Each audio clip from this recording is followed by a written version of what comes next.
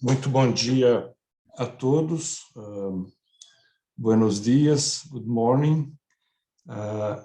Just the first information for the translation, for interpretation. You have a command in the bottom of the screen, of the Zoom screen, when you can select the language you prefer. Para los que hablan español, hay la posibilidad de traducción en la pantalla de Zoom. Ustedes tienen un comando que se llama Interpretation, y ahí se puede seleccionar el idioma, inglés, portugués o espanhol. Vou falar em português. Bom dia novamente, bem-vindo a todos. Meu nome é Nilo Nascimento, eu sou professor da UFMG e coordeno o grupo de trabalho sobre água urbana e assentamentos humanos do Programa Hidrológico Interinstitucional da UNESCO. É um prazer recebê-los aqui para o Seminário Internacional, Organização Administrativa, Financiamento e Inovação da Gestão de Águas Pluviais.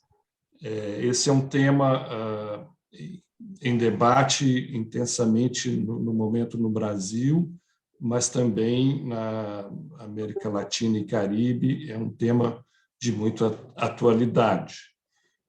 O encontro é realizado em parceria, então, com o Programa Interinstitucional da UNESCO e pela Agência Nacional de Águas e pelo Banco Interamericano de Desenvolvimento, com o apoio da IWA, International Water Association, e da Associação Brasileira de Recursos Hídricos. Eu gostaria de agradecer a presença das seguintes autoridades: o senhor Miguel Doria, hidrólogo regional para a América Latina e o Caribe da UNESCO, o senhor Mauricio Vasconcelos, diretor da Agência Nacional de Águas e Saneamento Básico, a ANA, a senhora Ana Carolina Argolo, também diretora da Agência Nacional de Águas e Saneamento Básico, e o senhor Gustavo Mendez, que é especialista líder de água e saneamento no escritório do Banco Interamericano de Desenvolvimento no Brasil. Os participantes podem realizar suas perguntas via o chat e, no final das 3 intervenções, nós teremos um período de debates. Então, eu os incentivo muito a enviarem suas questões, podem enviar ao longo de todas as apresentações e nós faremos uma edição, uma síntese das questões e elas serão, então, debatidas com os palestrantes. Eu gostaria de iniciar convidando o senhor Miguel Doria, hidrólogo regional para a América Latina e Caribe da UNESCO, para uma fala de abertura. Miguel, um prazer tê-lo aqui. A palavra é sua. Muy buenos días a todos y a todas. Voy a hablar en portuñol, como es mi costumbre, y es un gusto enorme estar con ustedes en este taller de organización administrativa, financiación e innovación en la gestión de aguas pluviales.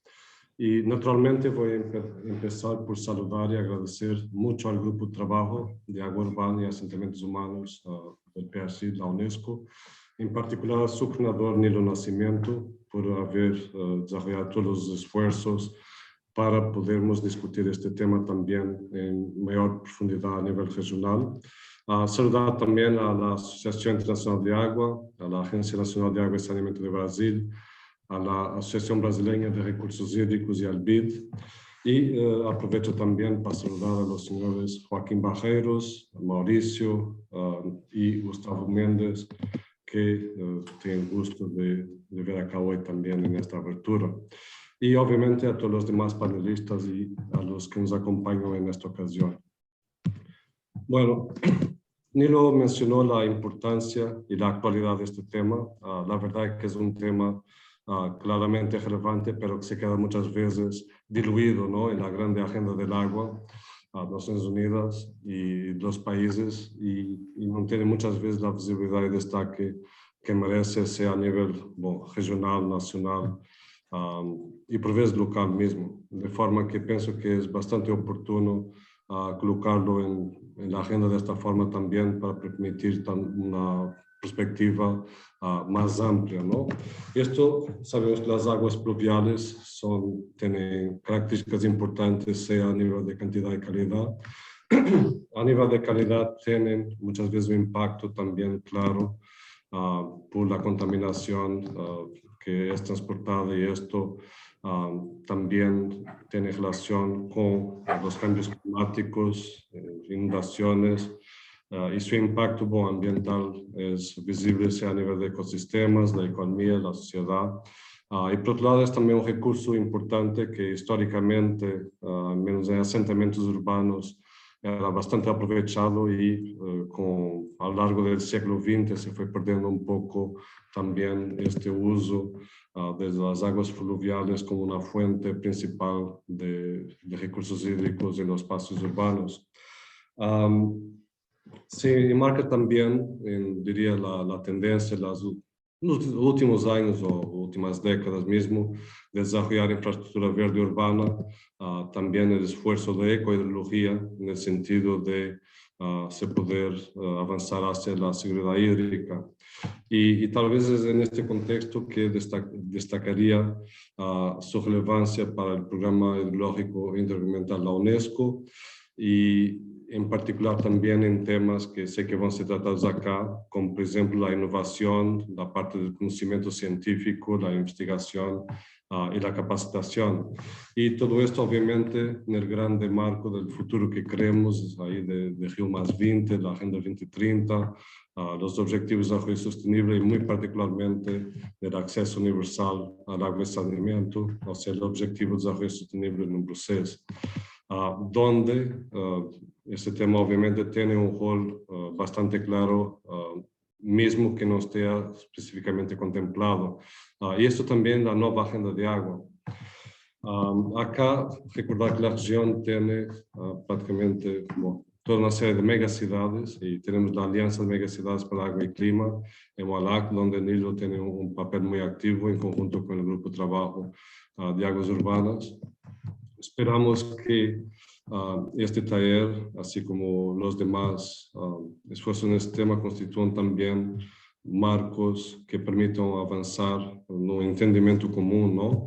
Y acá cuando digo común, no digo solo a través de la esfera del agua más tradicional, pero también a nivel regional, a nivel de todos que necesitamos sumar esfuerzos para avanzar, sea a nivel de marcos normativos, tomadores de decisión, también la parte de financiamiento, donde bueno, las aguas urbanas muchas veces no existen, ¿no? O sea, se mira toda la lista de prioridades y es bastante poco frecuente que exista una mención particular para eso, mesmo que sea evidente, diría durante la época de las lluvias que la gestión no está en muchos casos, y durante la época de las sequías que esa gestión tampoco estuvo anteriormente, ¿no?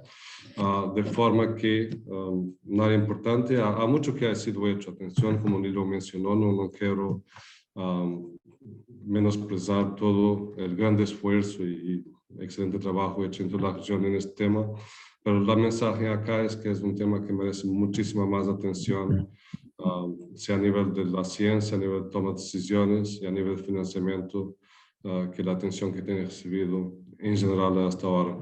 Por eso voy a terminar un poco como empecé, agradeciendo muchísimo a todos y saludando y deseando también un taller muy exitoso. Muchísimas gracias. Muito grato, Miguel, por suas palavras e por lembrar esses pontos importantes de nossa agenda. Eu gostaria de agora passar a palavra ao senhor Mauricio Lopes de Vasconcelos, diretor da ANA, para uma fala de introdução também. Muito obrigado, Maurício, um prazer tê-lo aqui. Bom dia a todos e a todas. Como tem a tradução simultânea, eu vou me permitir falar em português, diferente do Miguel, mas já saudando todos os integrantes aí das diversas línguas que estão presentes. Professor Nilo, obrigado aí pela palavra. Gostaria de agradecer os demais participantes aqui da mesa, um abraço especial ao Gustavo, da UBID, estivemos juntos agora recentemente no Latino-Sam, Miguel, estivemos na CODIA também, e a presença da UNESCO, enfim, de todos os órgãos vocacionados para esse propósito, que é realmente levar água em quantidade e qualidade para a população que mais precisa. Do ponto de vista da ANA, o desafio é enorme, né? E ele se integra exatamente nesse contexto, onde a gente precisa avançar os 4 pilares ali do saneamento básico, especificamente o esgotamento sanitário, a água potável, os resíduos sólidos e o foco hoje, objeto do nosso encontro, que são as águas urbanas. Estou falando de água pluvial, e nesse sentido a gente afeta diretamente aquela população mais carente que está nas áreas de risco e que sofrem diariamente especialmente nas grandes cidades, das enchentes, da falta de informação, né, sobre isso e planos de manejo no sentido de evitar com que os desastres realmente ocorram. A gente tem, nos últimos anos, vivido, especialmente no ano passado, a gente viveu alguns desastres, por exemplo, no município de Santa Catarina, a gente teve 94 municípios afetados por isso. Em Petrópolis, 238 mortos na região. A gente teve na Bahia também 661 mil pessoas afetadas com isso. E no estado de Minas Gerais, 124 municípios que viveram os efeitos das enchentes nas cidades. Então, é um assunto que é pouco trabalhado hoje sobre o aspecto regulatório. Eu acho que está aí o grande desafio da Agência Nacional de Águas, quando a gente observa que as agências infranacionais ainda não têm estrutura e não estão preparadas ainda para lidar com o aspecto da regulação relacionada à drenagem urbana. E quando a gente pensa isso, fica maior ainda o desafio pensar que não basta a edição de normas de referência pela Agência Nacional de Águas e Saneamento, e muito menos que as agências infranacionais que hoje basicamente não regulam esse tipo de atividade possam exercer uma função regulatória, sendo que a população ou as cidades não estão preparadas para receber esse arcabouço de normas. A gente não está falando aqui de norma, né? A gente está falando aqui, na verdade, de mudança de comportamento. A gente tem que começar a observar o problema, enxergar a dificuldade que a população sofre, transformar essa realidade local para que realmente as normas elas tenham esse atingimento dos seus objetivos. Só trago aqui rapidamente, como a gente está numa abertura, não vou me alongar, mas a gente tem alguns exemplos exitosos. Eu cito o caso de Manaus, que estive recentemente lá, onde a gente observa que o investimento nas palafitas e na população mais carente, no sentido da conscientização, talvez um pouco da própria ciência comportamental ali, no sentido de mudar um pouco a realidade daquelas pessoas, trazendo elas para o sistema, evitam, na verdade, que esses efeitos das águas pluviais não, vamos dizer, tratadas de uma forma adequada, elas possam afetar a população. E a gente observa ali que a população mais carente vem se integrando ao sistema, à rede. Com isso, a gente evita os gatos, né, vulgarmente conhecido como gatos, no sentido das pessoas se acessarem indevidamente ou de forma irregular o sistema de abastecimento.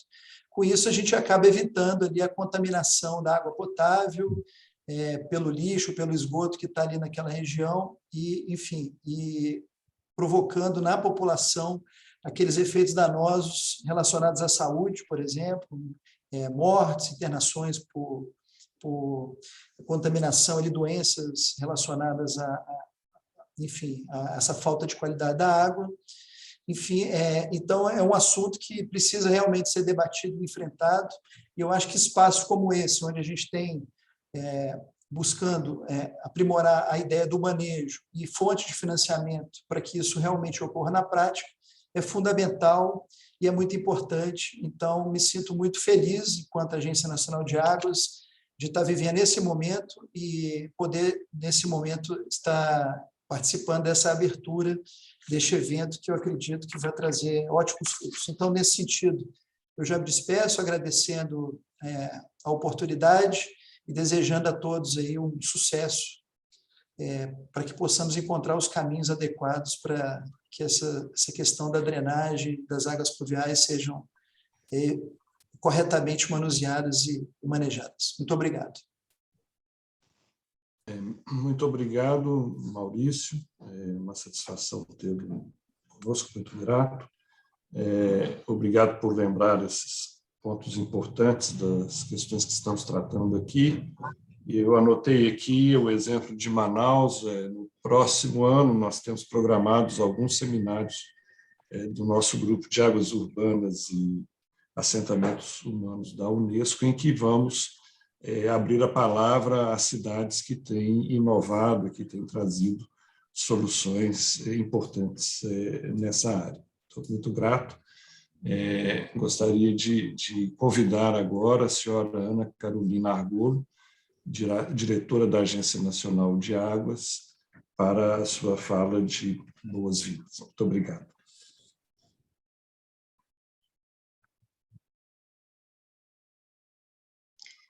Obrigada, professor Nilo. É um prazer estar aqui na abertura deste webinar.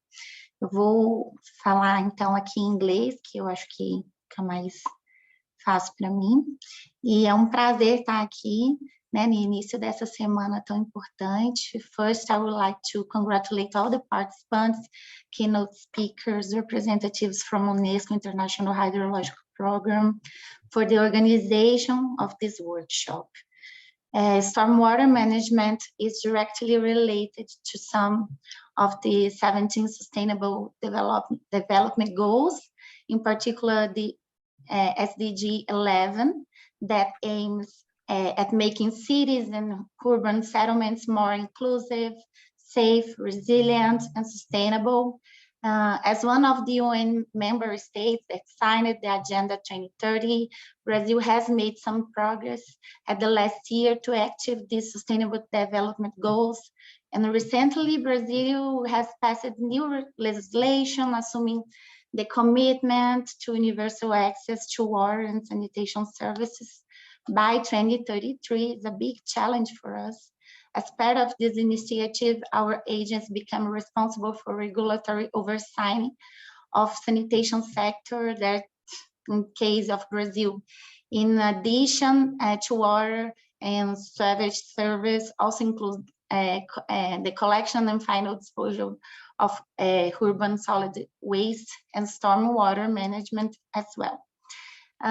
It is an enormous challenge, given that Brazil is a continental-sized country with huge disparities among the regions and society. There are increasing fiscal constraints to public investments and urgent need to attract private capital to expand water sanitation infrastructure, especially in the poorest cities and the neighborhoods.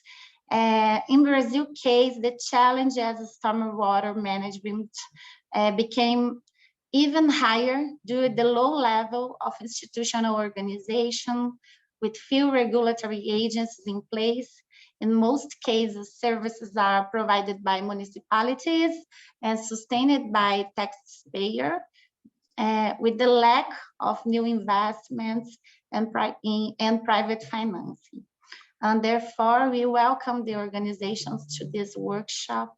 We will follow the results of this event with the most interest, and I'm sure it will be able to abroad exchanges of experience and discussions of good alternatives to sustainable stormwater management in Brazil and in other developing countries too. And finally, I hope that this event will also strengthen our partnership with UNESCO and the International Water Association.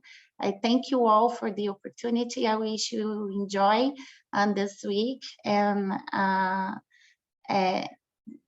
all the discussions that we will take from now. Thank you so much. Muito obrigado, Ana. Prazer tê-la conosco, muito agradecido. Com certeza, além dos pontos relacionados à regulação e gestão que você mencionou, como eu havia mencionado agora há pouco, nós temos todo um programa de seminários para o próximo ano e será muito importante que, como uma das formas de colaborarmos, podemos contar com o apoio da Ana, que foi tão importante na concepção deste evento aqui e na sua realização. Muito grato. Gostaria agora de convidar o senhor Gustavo Mendez, que é especialista líder de água e saneamento no escritório do Banco Interamericano de Desenvolvimento no Brasil, para a sua fala de abertura. Gustavo, obrigado. Muito grato, a palavra é sua. Obrigado, amigo, muito obrigado. Bom, eu primeiro quero agradecer à Agência Nacional de Águas pelo convite a este importantíssimo webinar com speakers de altíssimo nível e, además, com uma duração de 3 dias, o qual vai gerar muito conhecimento para os participantes. También, obviamente, al Programa Hidrológico Internacional de América Latina, a la IWA y la Asociación Brasileira de Recursos Hídricos. Y aos colegas que también conocidos, ahí Mauricio, con que ya falou, estuvimos en Latinosan, con un Brasil muy bien representado, ao profesor Tucci y en geral a todos los participantes de este evento. O serviço público de drenagem urbano para o BID é muito importante. É um tema muito relevante na sua agenda. Se falamos em termos de diagnóstico, podemos falar que a metade dos danos humanos e econômicos causados por catástrofes nos últimos 50 anos estão estreitamente vinculados com a água e o clima. Somente os desastres relacionados com água han causado 1,3 milhões de pessoas falecidas e representam 50% de todas as catástrofes no nosso planeta. Isso aconteceu nos últimos 50 anos. E a nível de nossa América Latina e Caribe, nos últimos 30 anos, aconteceram 226.000 mortes causadas por desastres naturais. E nesse contexto, na América do Sul, a metade dos desastres são causadas por inundações, enchentes. E na América Central, 30% dos desastres são devido a inundações.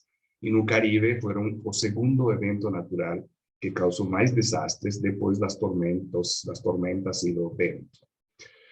Há uma estimativa de que na América Latina são entre 1970 e quase 2000, 31.800 milhões de dólares foram as perdas econômicas devido a estas inundações. Obviamente, um fator importante que contribui é o calentamento global, que cada vez está gerando um acréscimo da frequência, a gravidade e a duração da precipitação e de fenômenos que se assemelham, são similares ao El Niño. Então, do ponto de vista das ações, o Banco, o BID, como já falei, tem um compromisso muito importante com apoiar a região nesses seus esforços de poder gerar finalmente infraestrutura de serviço público de drenagem. O conceito não é tanto a infraestrutura, é um meio. O importante é que a população receba um serviço público de drenagem adequado, eficiente, efetivo, asequível, equitativo e todas as características que fazem que um serviço público seja muito bom. Nesse contexto, nós, desde 2010, temos 16 operações de financiamento aprovadas por 2 bilhões de dólares em 8 países. Foi mencionado o caso de Manaus. Manaus é uma cidade que desde há 15 anos está recebendo o apoio do Banco na implementação de drenagem sustentável e com um conceito de multissetorialidade. Nós já acabamos de preparar a 4ª etapa e é super interessante entender que, na verdade, o foco que estamos fazendo, o foco que decidiu o Estado, é gerar sustentabilidade. A população, quando está sobre os córregos, sobre os canais de drenagem antigos que estão obsoletos, que não têm capacidade para adequar enchentes de 50 anos, por exemplo, de período de retorno, essa população não somente mora em condições de vulnerabilidade, sino também é afetada por a falta de esgotamento sanitário, e quando tem uma inundação, essa água entra para as moradias, causando sérios problemas à saúde da população e ao meio ambiente. Então, a política que se implementou foi fazer reassentamento com uma política do Banco para moradias dignas, e nessas moradias ter e-commerce, proteger as mulheres, gerar emprego para as mulheres, gerar condições de inclusão e diversidade, construir infraestrutura de macrodrenagem, microdrenagem, sistemas de alerta temprana, universalizar na bacia esgotamento sanitário, água. Então, e ultimamente também, na última operação, se apoiou um governo de Amazonas mais digital, porque um governo digital gera um impacto importante no nível de vida da população. E, ademais, complementar com infraestrutura verde, que favorece a infiltração da água, construir ciclovias, urbanizações, parques e também vias que possam melhorar a conectividade dessa população com o resto da cidade. Então, nossa experiência demonstra que uma intervenção efetiva em drenagem, em solução do serviço de drenagem, tem que ser multissetorial. Somente desse jeito, a vida da população vai ser melhorada. Pelo momento, nós trabalhamos em 12 países da América Latina. Também trabalhamos em Hydroflood, que é um instrumento super sofisticado que o Banco construiu e colocou ao nível para que os países aproveitem. É um instrumento, uma ferramenta que utiliza a informação da NASA e simula crescidas, enchentes, articulando com a infraestrutura. Então, um poderoso instrumento para fazer diagnósticos, para elaborar planos diretores e também para desenhar projetos de infraestrutura. Em toda essa trajetória que o BID tem, temos algumas lições aprendidas, são muitas, mas somente vamos mencionar algumas. Do ponto de vista da natureza do serviço, servicio de drenaje es un servicio que no es para todos, ¿no? Y que no todos se benefician igualmente. Tienen diferentes niveles de beneficio. Entonces, ¿cómo es que você toma en cuenta eso cuando você está desenvolviendo políticas públicas? El reto es de naturaleza multisectorial. Tiene que ver también con sistemas de alerta temprana, sistemas de información climatológica, gestión de riesgos, reasentamiento, desenvolvimiento urbano, saneamiento, como ya había falado. Sobre el entorno, marco legal y normativo está poco desenvolvido. En este contexto, nos estamos apoyando con una cooperación técnica a la ANA para que pueda crear, desenvolver a norma de regulación del servicio público de drenaje. A nivel das intervenções, temos sempre informação limitada, os investimentos são muito altos, a população não pode solventar todo em período de tempo muito curto, tem que ser desenvolvido por etapas. Outro dos grandes retos é a operação e manutenção da infraestrutura, que se nós visitamos algumas cidades, vamos ver que se construem lindos canais de macrodrenagem, mas 2, 3 anos depois estão com resíduos sólidos, com lixo, com esgoto, então, e com perda de capacidade de sua vida útil. É muito importante também se concentrar em fortalecer a operação e manutenção dessa infraestrutura. Bom, muito felizes de participar deste webinar. Desejamos muita sorte nesses 3 dias de debates e vamos estar à expectativa. Muito obrigado novamente pelo convite e bom dia para todos. Obrigado. Gustavo, muito grato por suas palavras. Acho que você traz tanto informações muito importantes sobre o papel do banco, quanto questões muito relevantes ligadas aos prejuízos causados por inundação, as técnicas inovadoras de reduzir esses prejuízos e os desafios de financiamento. Muito grato, e em seu nome muito grato ao Banco pelo apoio à realização deste evento. Muito bem, nós vamos passar agora à etapa da apresentação das palestras. Eu gostaria, nesse momento, de convidar o senhor Joaquim Barreiros, que é da entidade reguladora dos serviços de água e resíduos de Portugal. É uma grande satisfação para nós contarmos com o apoio da ERSAR nessa iniciativa e, particularmente, ao senhor Joaquim Barreiros, a sua participação e a sua disponibilidade para presidir esse evento. Senhor Joaquim, muito bem-vindo. A palavra é sua. Obrigado. Muito obrigado, professor Nilo. It's a pleasure and an honor to attend this international webinar, and I thank the organization for my invitation on behalf of ERSAR, the Portuguese regulator of water services. Well, in this first part of the webinar, we'll discuss regulatory and financial models for stormwater management.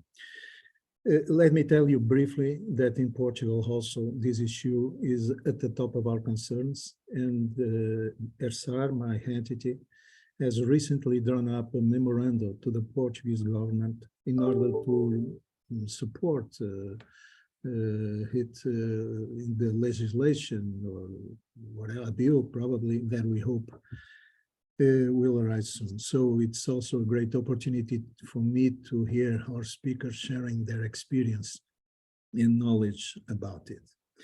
As you know, we'll have 3 presentations of the 30 minutes each, and at the end, a period for debate of 30 minutes as well. Therefore, for those who wish to ask questions to our speakers, I ask you to use the chat for that purpose so that I can address the question at the end. And well, so with no more delay, I invite Professor Maryam Imani from Anglia Ruskin University of the United Kingdom, who will talk to us about regulatory and financial models for stormwater management in the UK. And Professor Maryam, thank you. Hello. For the stage. Yeah, sure. The screen is yours. Fantastic. Thank you so much. Can you hear me? Can you see my screen? Right. Thank you. Yes. All right. Just give me a bit of, yeah. Thank you so much, Joaquim. It's a great pleasure for me to be here today and to have the opportunity to talk about, as mentioned, this interesting, and it's not just a Latin America, Caribbean issue, it's a global issue. And so it's an interesting topic for me personally. So also I would like to thank Nilo and the organizing committee, UNESCO, Anna, and IWA, and rest of the team for inviting me to this event. So my name is Dr. Maryam Imani, as I was introduced. I'm an associate professor of water systems engineering at Anglia Ruskin University in the UK. And I'm here today to reflect on this interesting topic, regulatory and financing models for stormwater management from the lens of UK. So it's a UK perspective.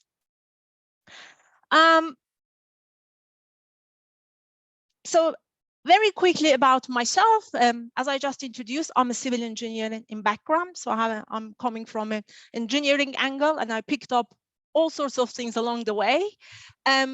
Anglia Ruskin University is located in northeast of London, around the Cambridgeshire area. We have 3 campuses in Cambridge, which is our main campus, Chelmsford, and also in Peterborough. I am based in Chelmsford.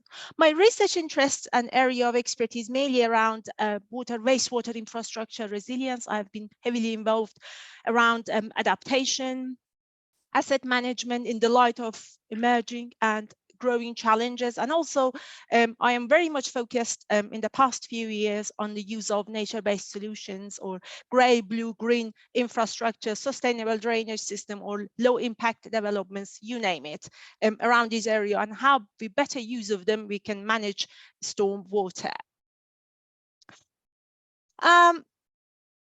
So regarding my past and present works with Global South generally, I have worked in different capacities in different projects with Global South countries, mainly with Brazil and also with India. As you can see, some pictures I've picked it from our previous projects, happened in different seasons, different times, in different places. That shows a track record of collaborations I had on all sorts of issues such as flooding, water quality, nature-based solutions, urban resilience, and etc. Actually, this photo was taken by myself around February 2020, just before the COVID lockdown. I was in Sao Carlos for a project, and I couldn't believe what I could see. In less than an hour, rained a lot, and that's what you could see. So that shows the extent of challenge. I'm sure you are more familiar in Brazil and rest of Latin America with this, but that's the observation I had. So that quite resonates with the topic that we are discussing today. So a bit of outline, regulatory framework and organizational management or flood risk management is something that I am going to focus on that in the first part of my talk. And then I move on to a flood risk management funding generally in the UK, how this is happening, what funding models we do have. A few case studies I would like to pick up. The keynote talks basically raised about very interesting points that resonates with some of these case studies. I would like to pick them up when I talk about those case studies. I would like to mention about some challenges we face. So it's not challenge less effort, and also a few reflection that hopefully gonna be take home messages of this talk. Last message first. Surface water management, and when I talk about surface water management, generally, I know we talked about the scope of the event is around stormwater management, but the terminology we pick up generally in UK documents generally covers that as surface water management. So surface water management, either in the form of a stress or a shock, requires effective partnership and collaboration for co-investment, innovation, and making impacts. So partnership and collaboration are at the heart of my talk today, and how we can make this work to make difference. So let's see how institutionally, generally flood risk and surface water is managed in the UK. So in the UK, we are formed of 4 parts in the UK: England, Wales, Scotland, and Northern Ireland. And there is no single body responsible for managing flood risk or surface water management generally in the UK.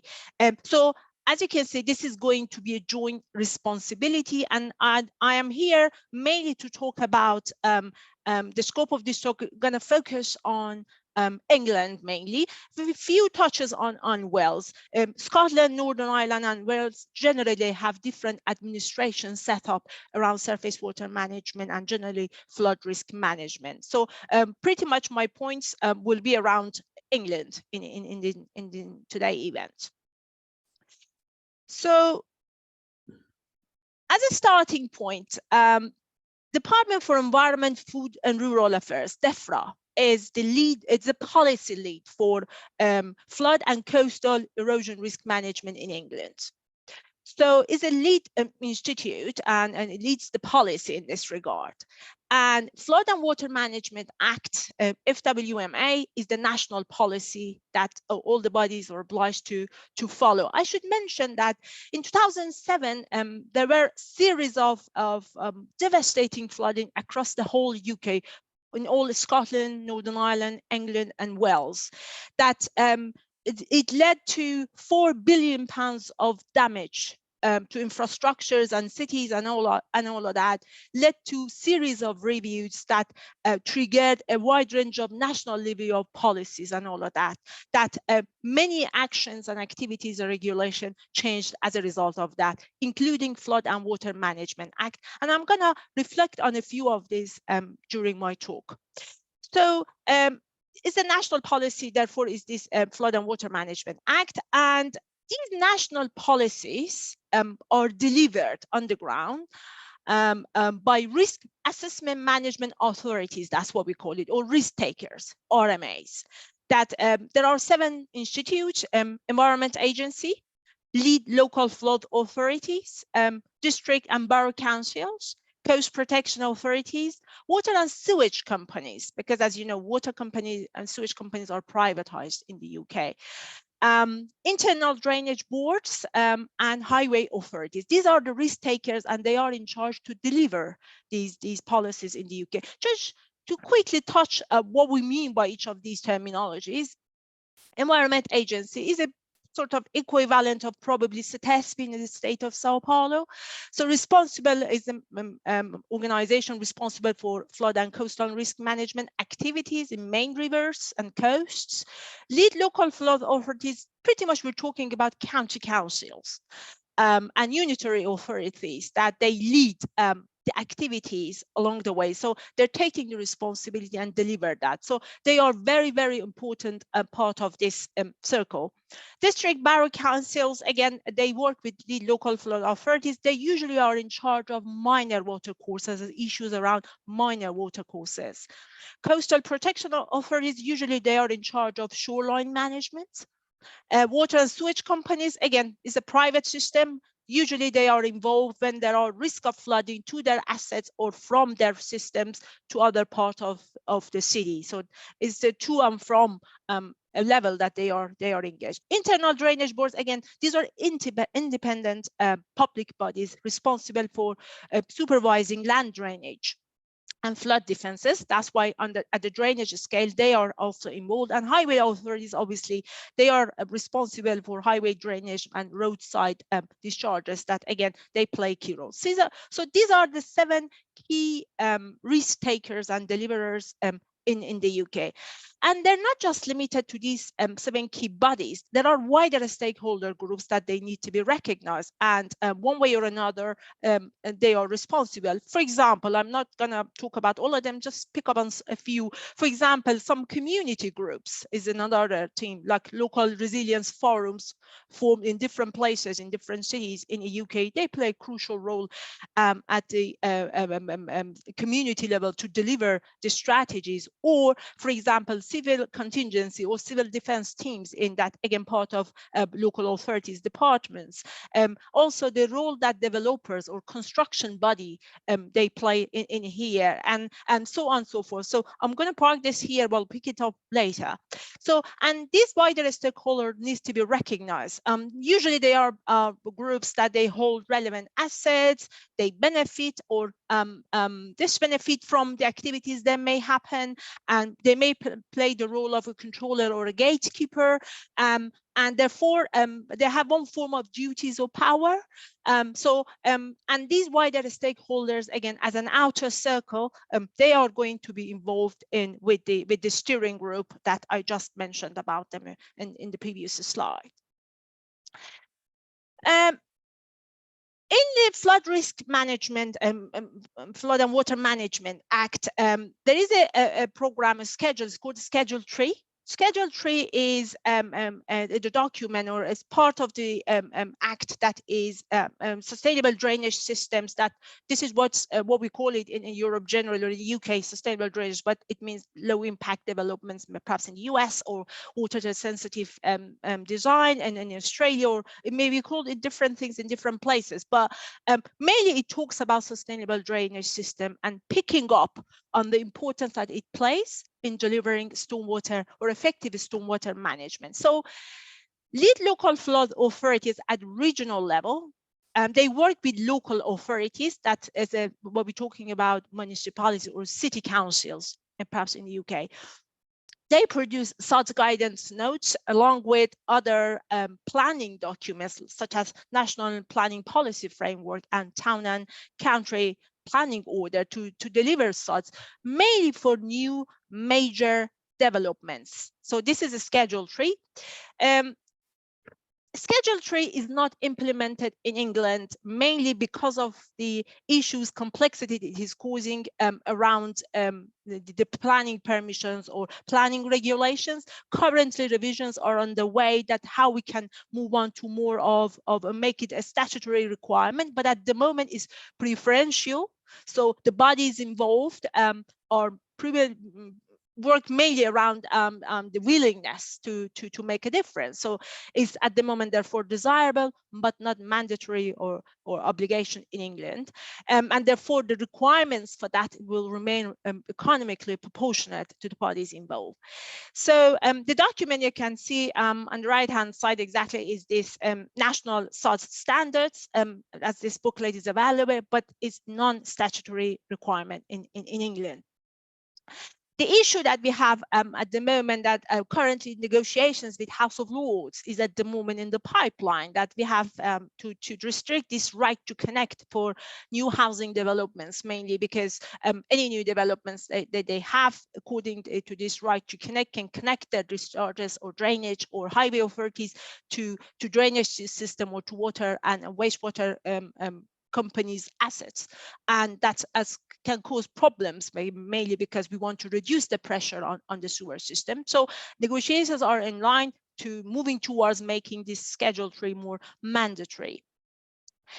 This system, as you can see, the management of that sits in different departments. They have different plans, agendas, financial system, and it makes it a bit complicated to manage. And as you can see here, for example, and again, let alone then add a SODS into this, which doesn't have a very dedicated space at the moment in regulations. So the solid line indicates the organization will have a statutory requirement, that steering group I mentioned. The dashed line, this part, will indicate the example of discretionary consultees, basically, that they are encouraged to, or they're brought into the plan. And the overlaps again shows that where the commonalities are and they need to act.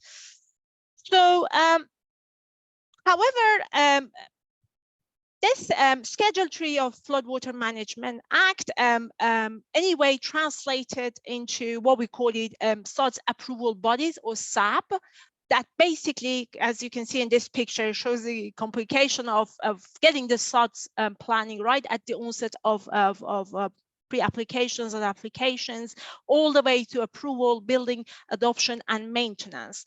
This, as you can see, the SAB's role is that they are involved to propose sod design and then the subsequent adoption and maintenance of that throughout the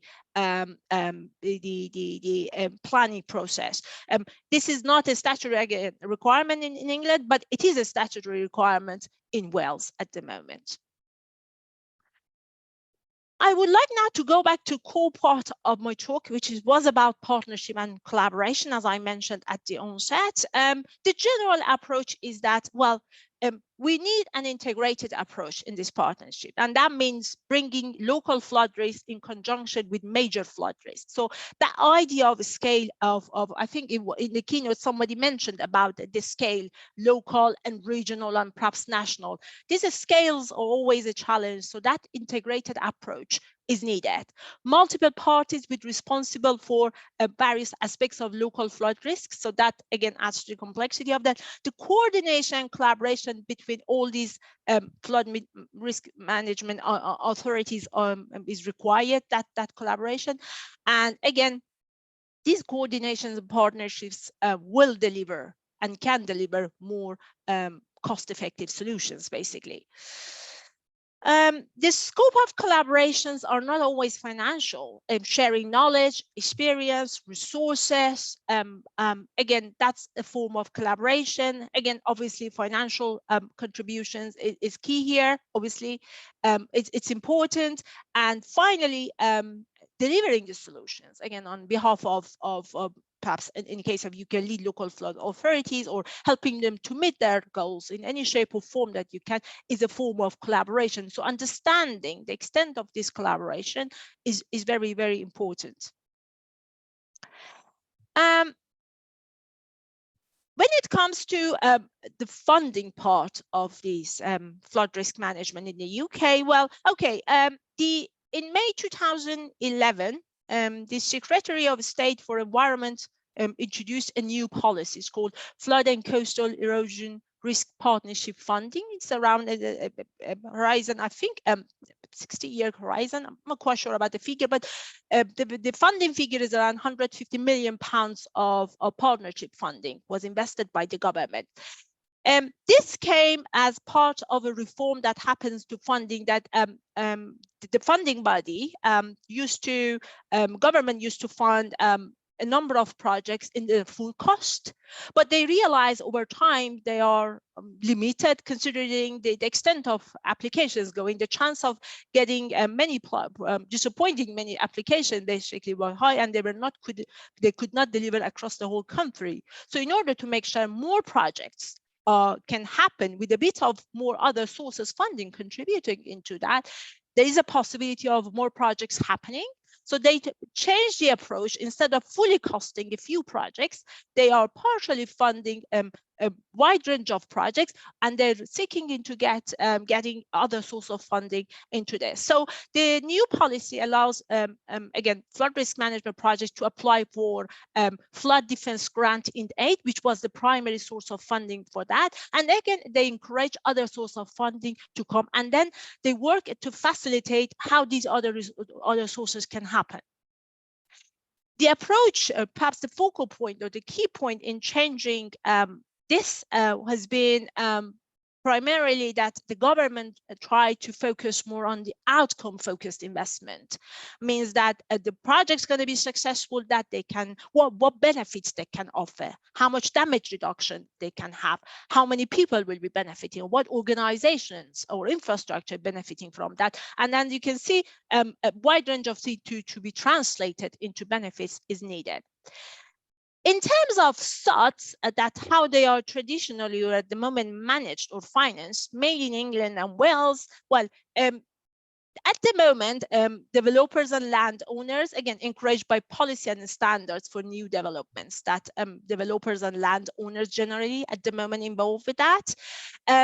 For occasions, again, for around the retrofitting and maintenance of that, again, other source of funding may get involved, such as local authorities perhaps may invest, highway departments, even water companies, depending on how you buy them in, they may get involved in that. But that's at the moment, this is how traditionally this is happening in the UK, or in England and Wales mainly. So to put all of this funding into perspective, is just a snapshot of the tool, I would say, the peers of the funding that they can come down in diagram of this funding. On the left-hand side, you can see the GIA grant, which was primarily the source of funding, came from the government, as you can see that here. This DEFRA is obviously provides the majority of funding for this, and it can, part of the money will be transferred to Environment Agency to fund the other projects at the local level plus or regional level. And also at the same time, there might be calls out by DEFRA directly for local authorities to apply for projects to manage the risk and all of that. Also, Department for Leveling Up Housing and Communities, DLUHC, sometimes have some pots of money directly funded. Local flood authorities can apply and then fund the projects. That partnership funding on the right-hand side, you can see it can come from different resources, and I can go back to this sources of funding. But again, partnership funding, local levies, other source of income, drainage charges, for example, can be and other means of other ways that local authorities can raise money to fund the project. And as you can see, different bodies, again, all these risk-taking groups or delivery groups are getting involved. But generally, that's the diagram shows that paradigm shift that we had in terms of the projects that getting funded and the number of projects that they get funded. In terms of delivery of this partnership for funded projects, as you can see, again, depending on how many partners involved, of who is going to fund, who is going to deliver, you may have different models. And I think the translation of that would be, we need to find a way we need to recognize or identify which model it works specific to the project and how it's going to be funded.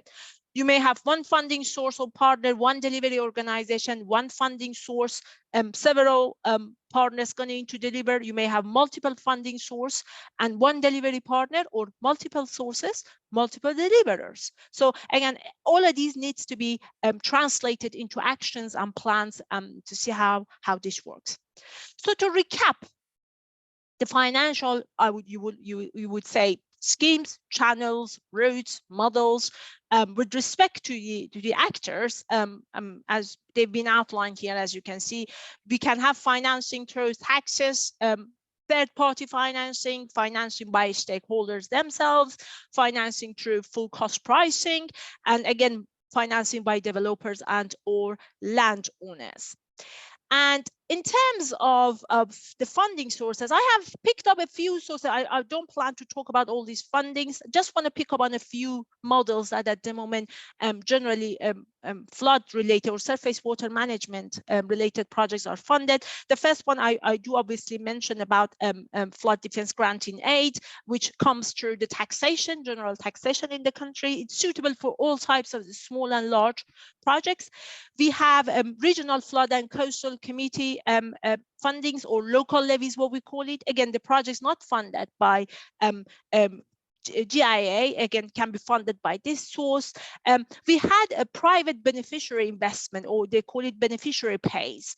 That again, this is the investment, voluntary contributions from the private sector, depending on having tangible outcomes for them, for example, reducing, for example, a future risk to their major local businesses, etc. Again, is a very case specific, but that's another pot of money.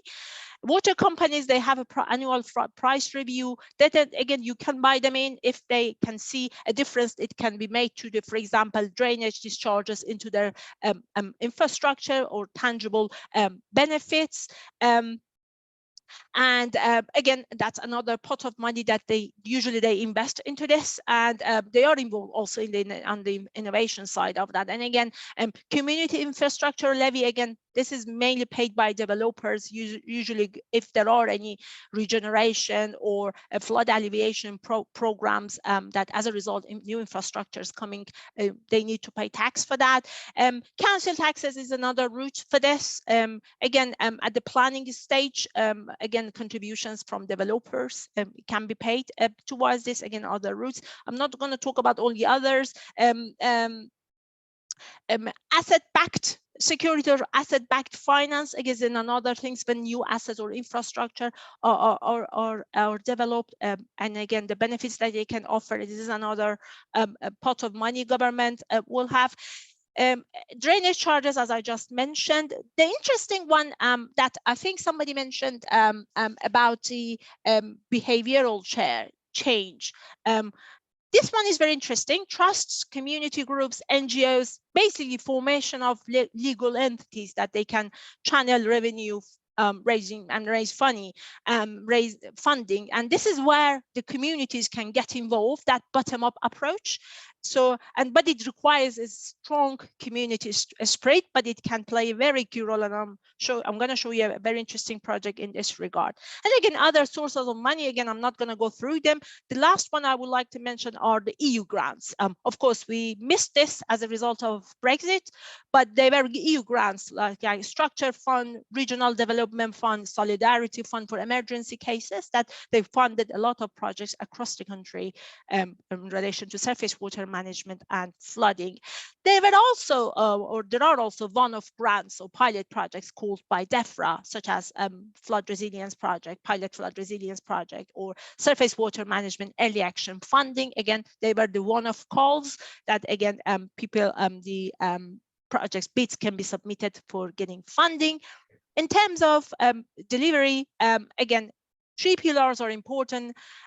What's important in these projects and partnerships, a wide range of things. I've outlined some of them. I don't plan to read them through, but that pretty much sets the agenda, what factors during the planning, programming, funding, and then quality control is needed to make sure they make the difference that they primarily designed to do so. For example, on the financial aspect, I agree what happens to any unspent or overspent funding, who will take the risk, who will monitor that, and issues like that that needs to be seen right at the onset.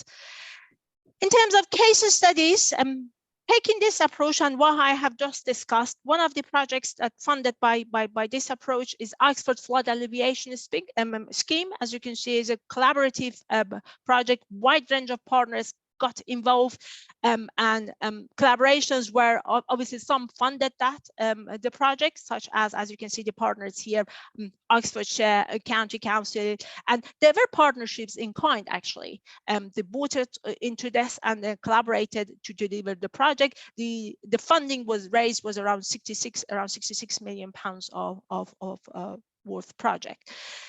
The other one, this is the interesting one. Again, this is the project in Bucklebury Flood Alleviation Scheme in Yorkshire. A community interest company was established, CIC, and then by residents of the area to collect and manage contribution from residents. So they entered into a bespoke contract with the Environment Agency. They raised around £65,000. Environment Agency or the GIA funding paid for the project upfront, and the community, once they managed to collect the enough budget, they returned that budget or repaid back to the government, and instead Environment Agency agreed to carry on doing the maintenance of the project. So again, as you can see, a lot of negotiations have happened to come up with such a delivery plan, and that community spirit was clearly present in that case. Again, another project is the Bourne Valley Park, and again, it was another funding partnership and for funding and led to meaningful results. Again, I'm not going to go into nitty-gritty of that. I'm conscious of time. Regarding SOD's delivery, again, one of these successful partnerships is this BOLE is not a gated community, but similar gated community in Essex in the UK that from right at the onset, sustainable drainage system has been incorporated into urban planning, led to this landscape and actually the maintenance of that was an agreement made between the developers, landowners paying an annual basically bill to maintain the SOTS features that you can see here. And that's one of the successful examples of this partnership. So in terms of challenges, this is not challenge less. A lot of things to pick up, again, relationships, good relationship between the partners, leadership matters, accountability matters, understanding of funding sources and cycle of them, time scale of them matters, because different organizations may have different funding time scales or mechanisms.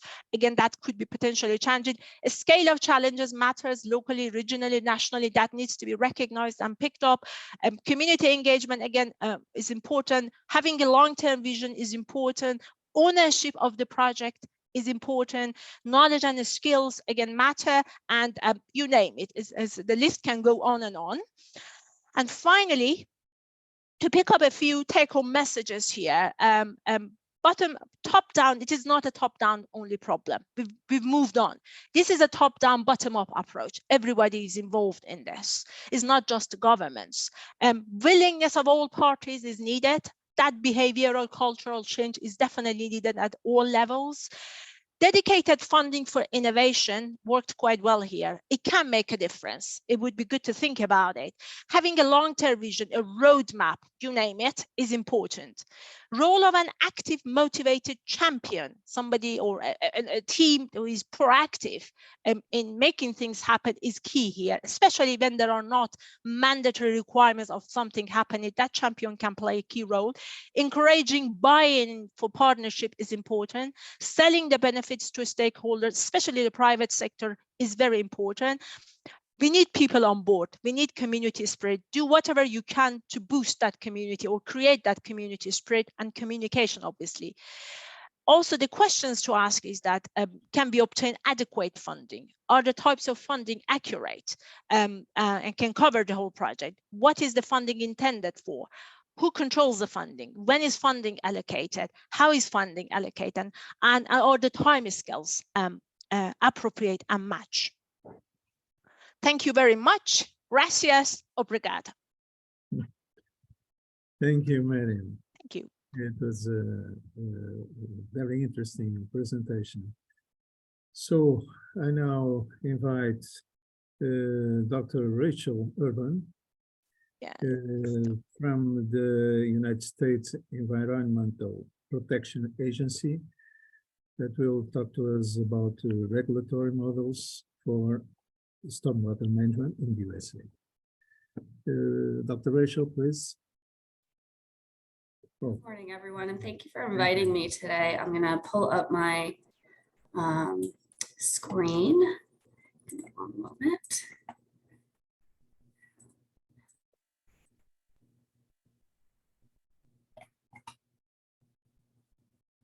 Let's see. You're able to see the screen, but is it showing you the wrong version?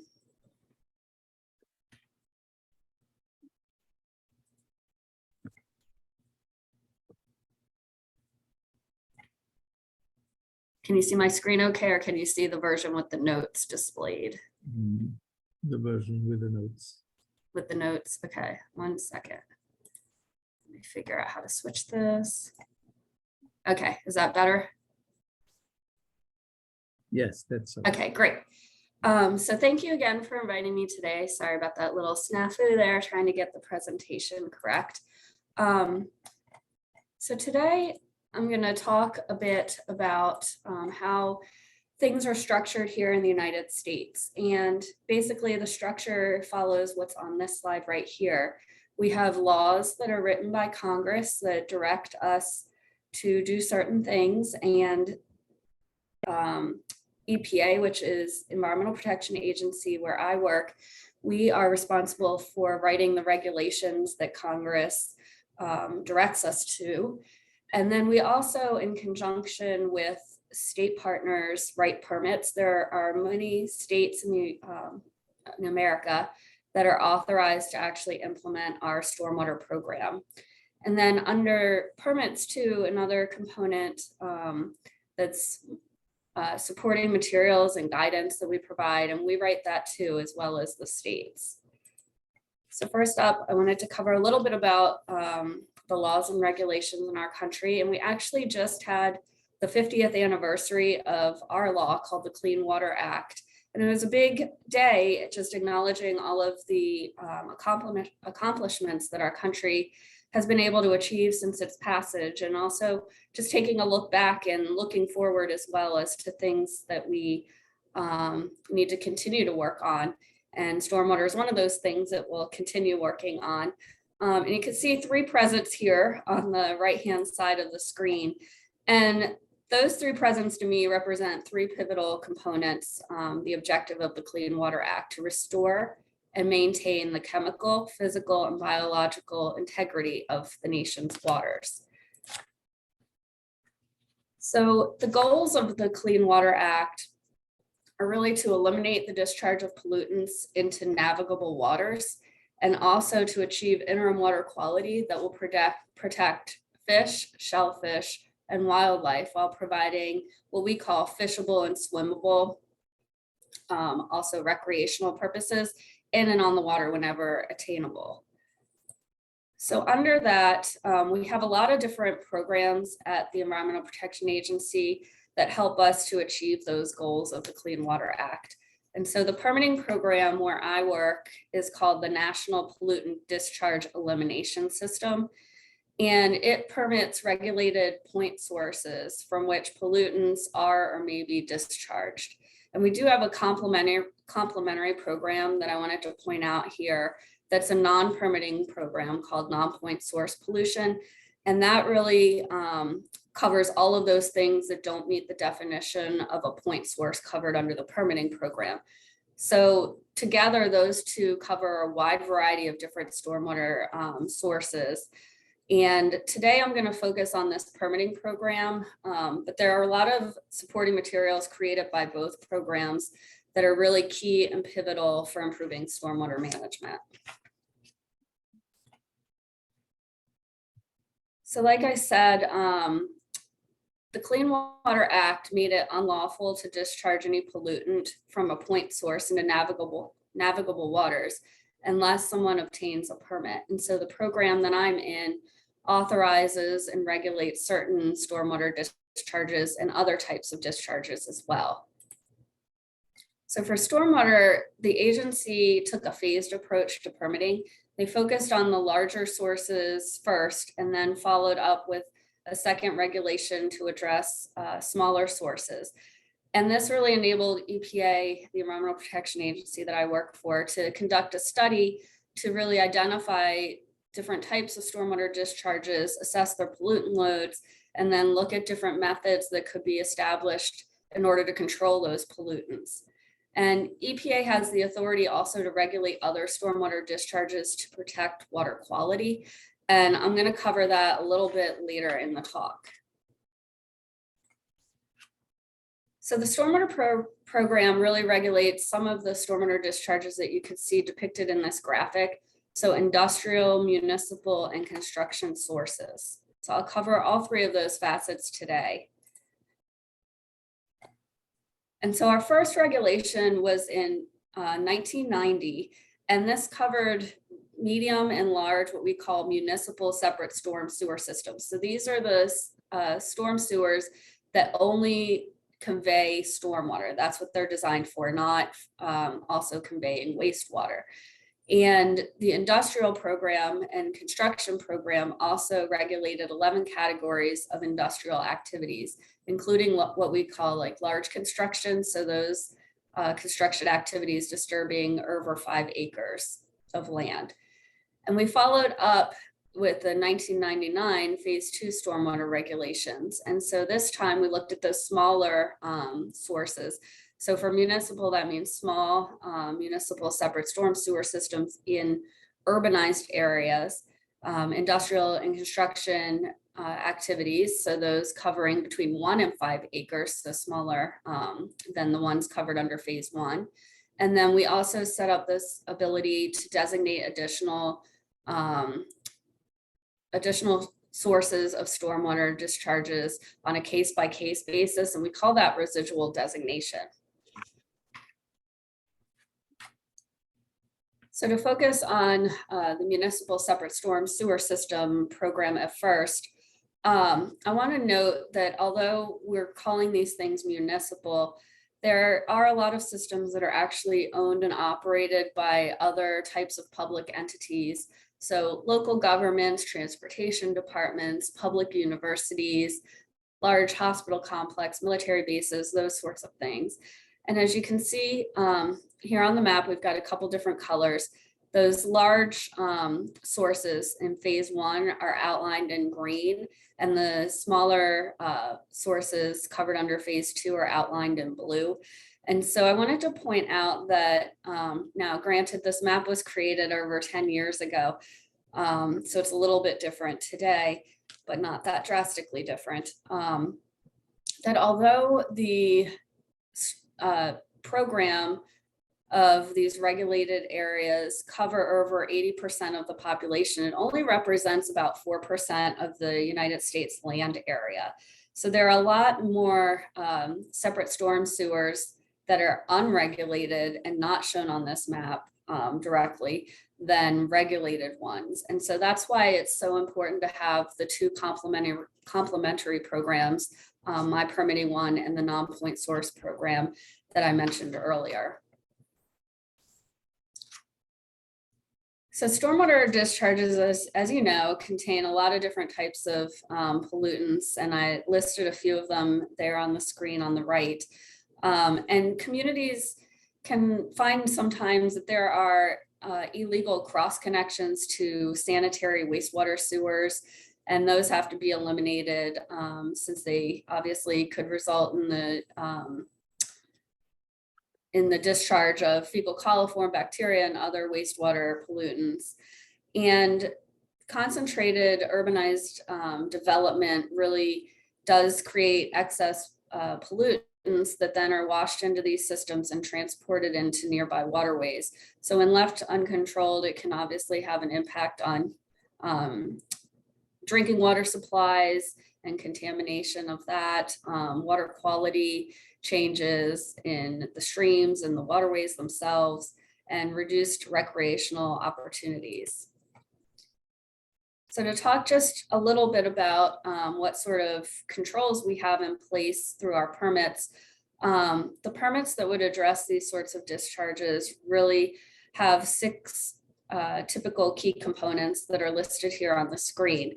One is a public education and outreach component. And this really requires those covered under these permits to distribute educational materials to the community or conduct behavioral sort of outreach activities to share information about the impacts of stormwater on the environment and steps that the public can take in order to reduce those pollutants. We also have a requirement related to public participation and involvement. And for this one, the program really involves the public in sort of the program itself and the different pieces that a local government is pulling together in order to make sure that their concerns are heard and addressed as well.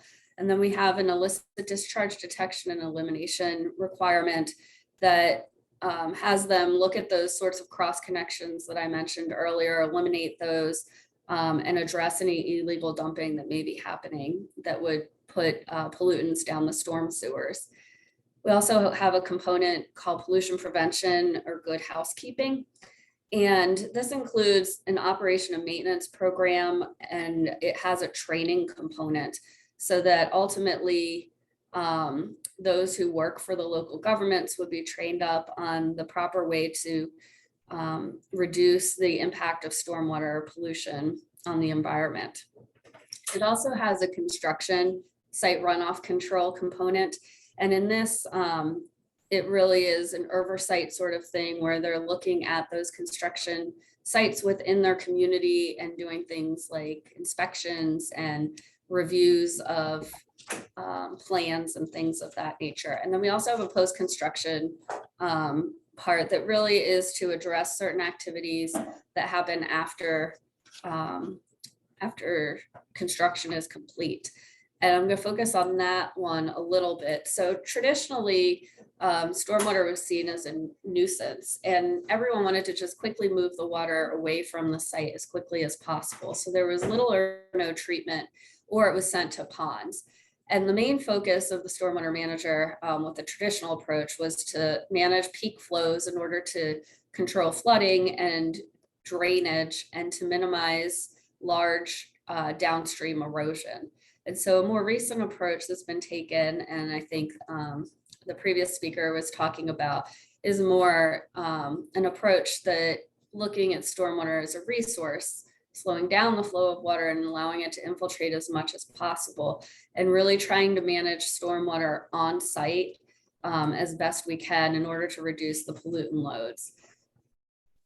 And so what we've been calling this is green infrastructure.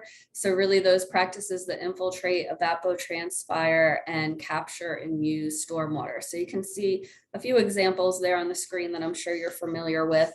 And it does aim at thinking about new ways to design, I guess, plans, urban development in terms of reducing excess impervious cover and parking and street designs, looking at permeable pavement options, adding green roofs to buildings, collecting the stormwater using cisterns, and then looking at other practices that could be put in the landscape like bioretention or rain gardens, expanded tree boxes, and then larger scale things like reforestation and restoration projects.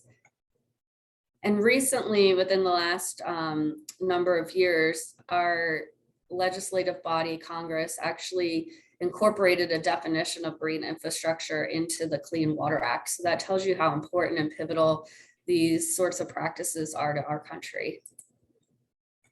So one thing I wanted to just note for you related to behavioral changes and sharing information is that we do have some supporting materials that we recently posted online, and I put the URL right here. And we really wanted to pull together some resources that communities could use in order to increase awareness about the issues surrounding stormwater, promote practices that could really help to reduce the impacts that community members are seeing, and inspire investment. So it really does aim at residents and also at particular types of businesses like auto shops in order to try to improve the management of stormwater at key locations. So I also wanted to mention another voluntary approach that we've been working on that we're calling integrated planning. And it's really an opportunity for communities to take the stormwater and wastewater components and projects that they work on and think of them together at the same time so that they can better prioritize information and in order to be more innovative in their approaches so that they can really address things like climate resiliency and look at ways to provide equal or better water quality benefits. So it basically, if you were to put them in little buckets, basically the process walks a person through assessing where they are now, looking at the infrastructure that's in place, analyzing opportunities that may exist in order to make improvements to that infrastructure or by adding additional infrastructure, and then moving towards implementation with priority. And you see down here that stakeholder involvement is really key throughout this entire process to make sure that the community members' voices are heard, that the decisions that are being made resonate with the priorities that the community members may have, and that solutions are found in coordination with the community. So like I said, it really focuses on prioritizing stormwater and wastewater related investments. And so this includes addressing requirements that are under the program that I oversee, that municipal separate storm sewer system, one, in addition to some of the wastewater programs that we have here at EPA. And the benefits that people have seen following this sort of long-term process is really that it gets to those improvements in water quality and health protections faster than a more traditional approach. It's more cost-effective and affordable in terms of the investments related to infrastructure. And it really can tie in with other community objectives to be more effective and look at controlling and reducing pollutant sources in more innovative ways that are more long-term solutions and not short ones. And as part of it, it really is looking at opportunities to incorporate stormwater management into projects that happen every day. So things like adding or expanding bike lanes, adding sidewalks, renovating parks, building and renovating schools, repairing roads, and revitalizing downtown areas, all things that happen very frequently here in the United States. So to switch gears just a little bit, I want to talk briefly about the construction stormwater program. And this one covers discharges from 1 acre or more of land disturbance, or less than an acre if it's part of what we call a common development that would ultimately together disturb an acre or more of land. And so these permits typically include different types of requirements that I'll cover on the next slide. But you can see, as you'd expect, common pollutants discharged from construction sites include sediment, different types of construction debris. We often see issues with concrete truck washout, and then nutrients and things of that nature. So these sorts of permits require the development of what we call a stormwater pollution prevention plan. And it really must implement a comprehensive erosion and sediment control plan. So looking at ways to control erosion and make sure that the soil stays on the land instead of washing off. And then looking at controls for other types of activities or pollutants, like those involved in construction and demolition debris, different types of paints and fuels that might be used on the construction site. We also have an industrial stormwater program, and some of the discharges are covered under permits. You can see that these activities, there's 28, 29 different sectors that are covered under our permit at the national scale, the EPA writes. And it ranges from industrial activities related to timber sort of activities, down to metal mining, different types of transportation, land, water, and air, furniture and fixtures, treatment works, and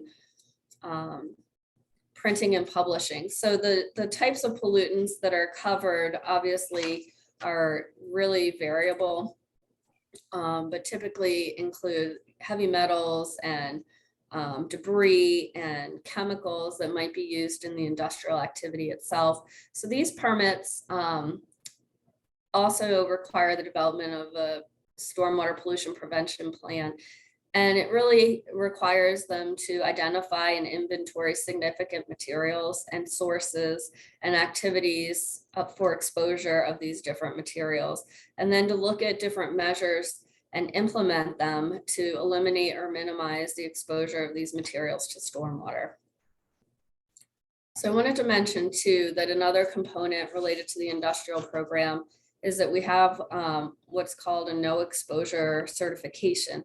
And so if the industrial facility is able to take all of those pollutant sources and put them under cover, then they don't need a permit because there's nothing exposed to the stormwater to be picked up.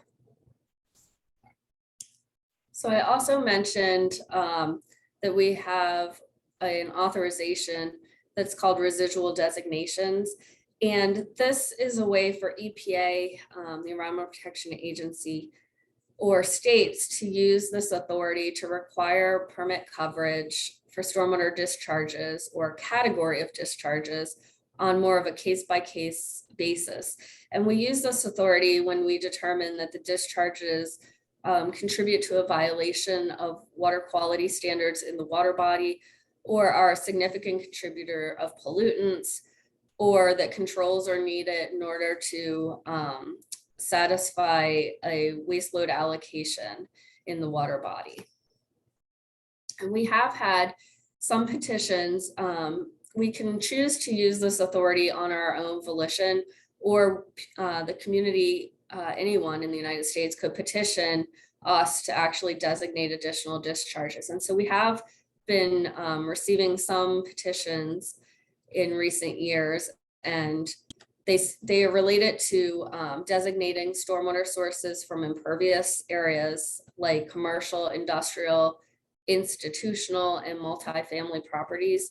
And then also some petitions are related to designating new separate storm sewer systems or expanding existing ones in terms of their regulated nature.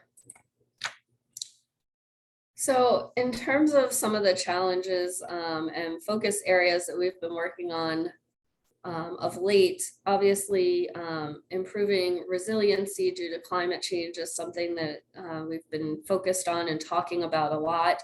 Obviously, this has a big potential impact for stormwater managers in trying to adjust to sort of new norms and predict what may be happening in the future in terms of flooding. I know in my area where I live, we've seen an increase in a lot of local flashy floods that have happened and catch us all off guard. We're also focused on environmental justice, which is really ensuring the same protection from environmental and health hazards across communities, and having equal access to decision-making processes to have a healthy environment in which to live, learn, and work. And we've also been focused on particular contaminants of concern, things like microplastics, PFAS. It's challenging for stormwater because it really does feel like stormwater picks up every contaminant that could possibly be out there. So it's always an interesting maneuvering of how to best address it. And then of course, funding is always a challenge for folks too, especially related to maintenance and how to really continue to operate and maintain the infrastructure that they have built in order to ensure that the protections that are put in place will continue to in the future.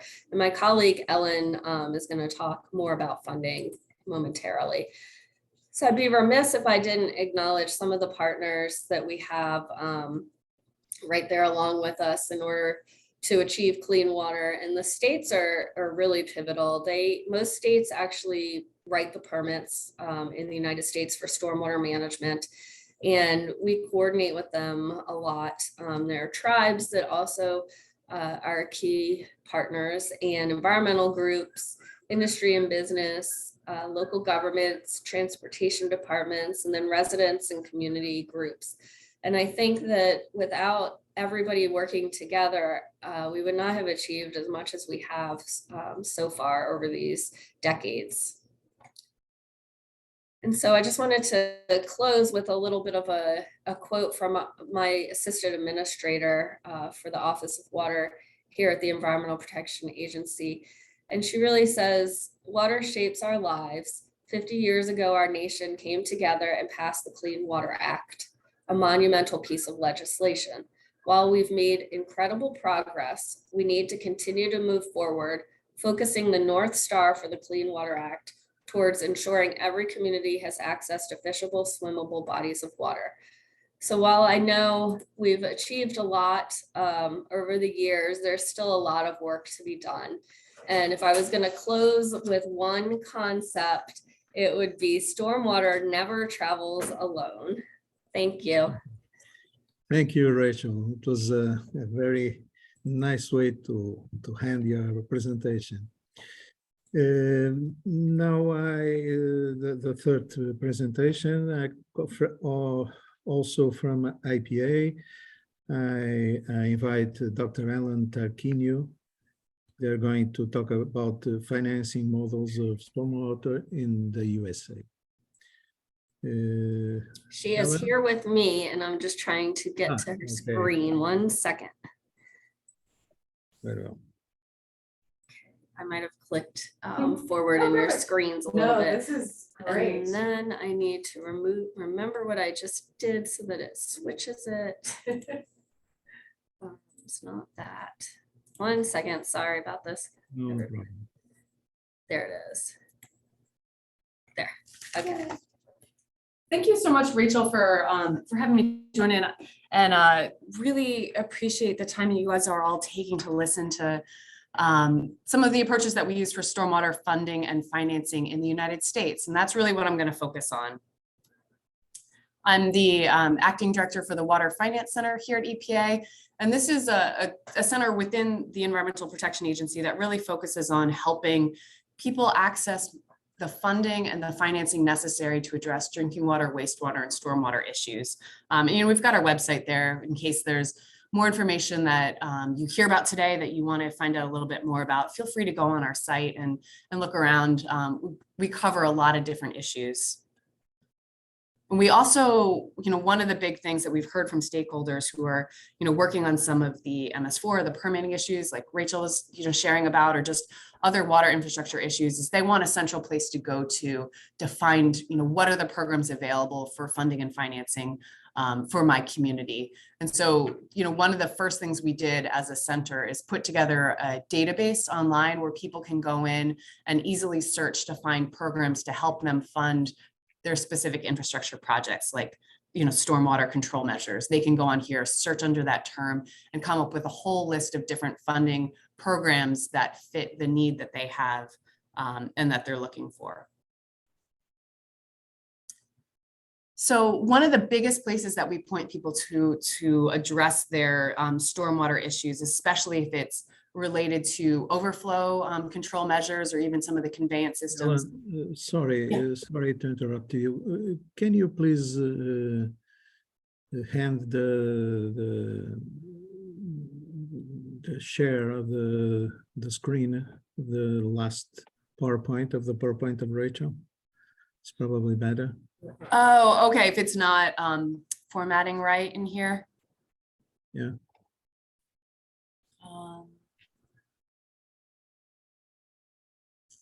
New share. Okay.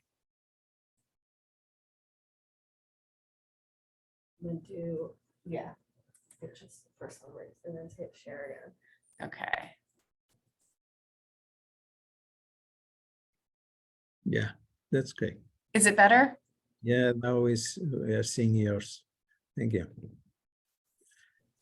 Okay. Yeah, it looks the same for us. So if it doesn't look right for the next couple slides, just let us know and we'll try what we just did again. Rachel is quick on the tech issue solving right there. So one of the first places we point people to is the Clean Water State Revolving Fund. And that's a federal program that gives money to our different states. We have 50 different states and territories across the country. And they really help manage this program where they give money via loans.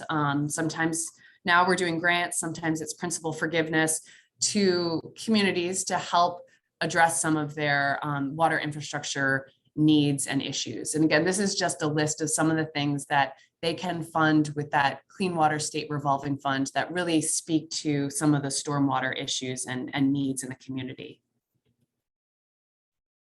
One specific example of that is in Cocoa Beach, Florida, where they did a stormwater streetscape improvement using that money and using some another fund that I'll talk about in a second, the non-point source control fund. And really, they were able to bring that money together to treat a 8.3 acre watershed and put in things like native bioswales, tree filters, underground filtration, permeous pavers. One thing that I will say that you can't do with this Clean Water Fund, and it's a big issue across all the funding mechanisms that we're still wrestling with, is operation and maintenance is not covered. And so it's really just putting in that physical infrastructure, doing some of the upgrades, doing some of the control measures, but the O&M is not covered. And it's a big issue for us. And I know for a lot of places around the world, getting that money that's needed constantly for O&M has just been a challenge. A new program that we do have that's really focused on some of the sewer overflow and stormwater is what we call our OSG program. And this has really been out for just a couple years. We're just starting to see some programs start to use it and start to apply this funding to their really big stormwater needs.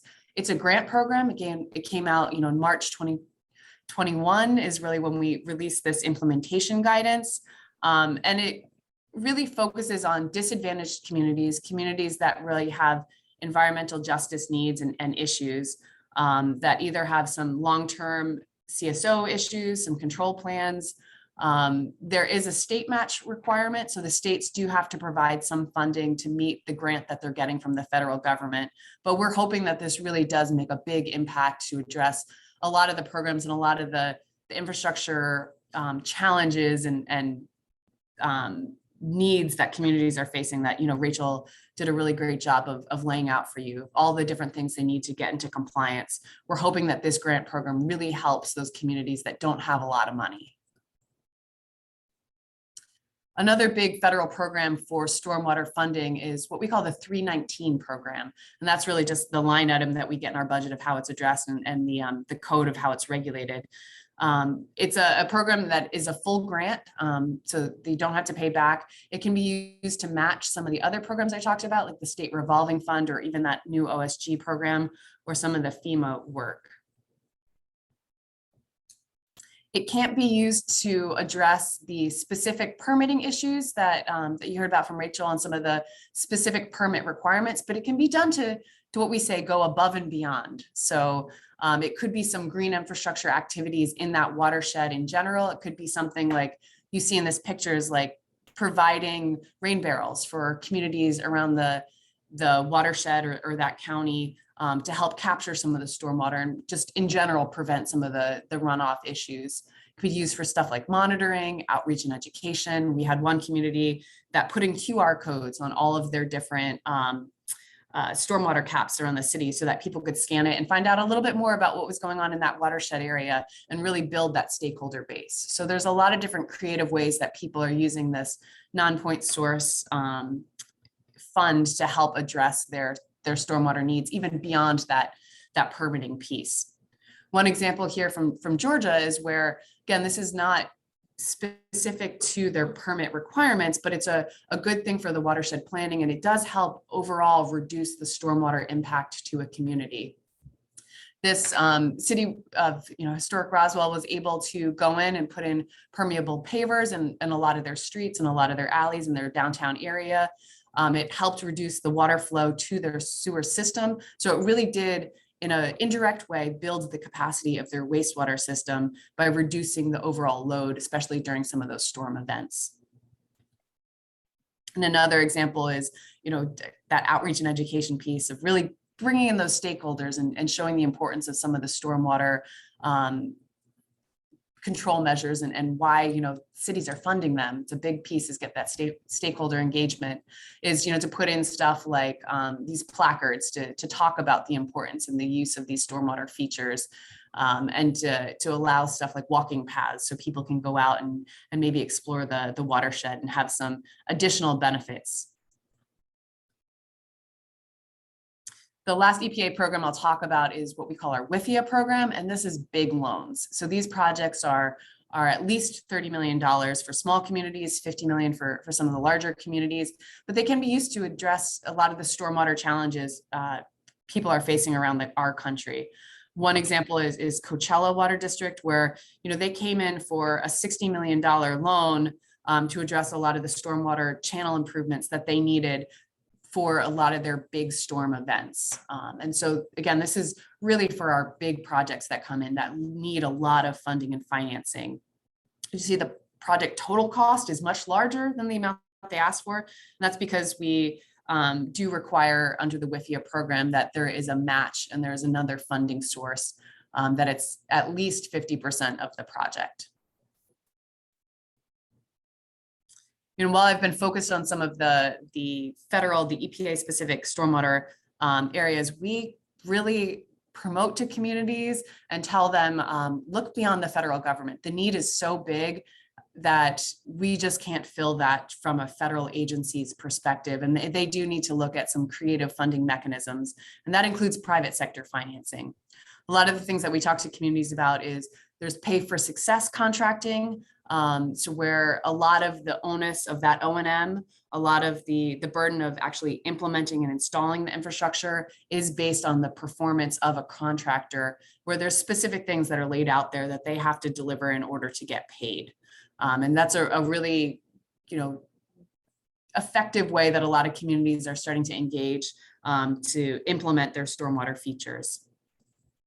The public-private partnerships and what we call community-based public-private partnerships are also a growing area for private sector financing for stormwater. The community-based public-private partnerships really do have a focus on building the economic capacity of the community, helping bring in jobs, helping bring in development and growth for the community. An example of that is one of the first, we call them CBP3s, that came into our area, had a requirement that the contractor had to hire only within the county. So it had to be all local hiring to provide that O&M for the stormwater system. And so that was a big job growth that was part of this public-private partnership. Finally, environmental impact bonds, or bonds that are specific to the outcomes of the distributed stormwater system, are another area where a lot of communities are leaning into. We can talk about those a little bit. It's not something that we do, but we do share examples of how communities have successfully used all of these private sector financing mechanisms to meet their need. And a big part, and I know Rachel touched on this a little bit, but it's that transfer of knowledge and best practices around funding and financing is really, really important. And so that's something that we're actively trying to show through case studies, examples, reports, webinars, talks, any way we can get out and say there's different ways to fund your stormwater projects. Look around, see what your other communities are doing, and we can help you walk through that process. And it's a big thing that our center does.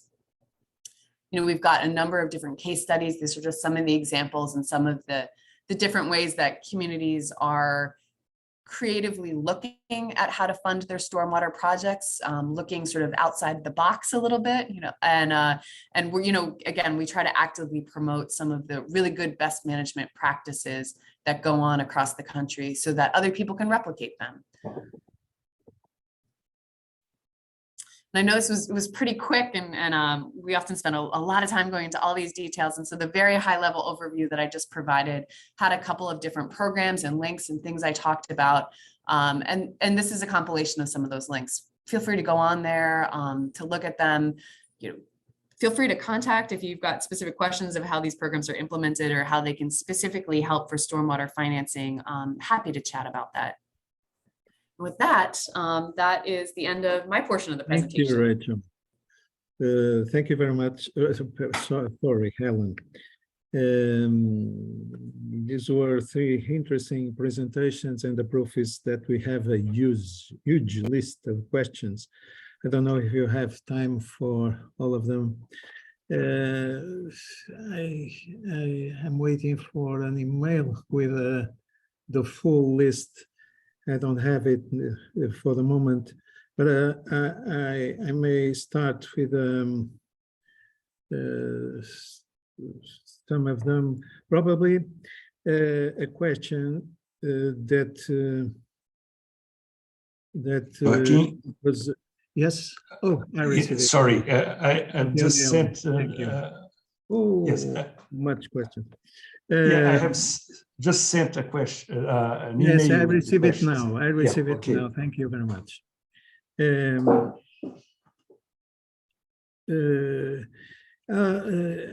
I'm going to choose probably, we're going to start now a period of more or less 30 minutes for our debate.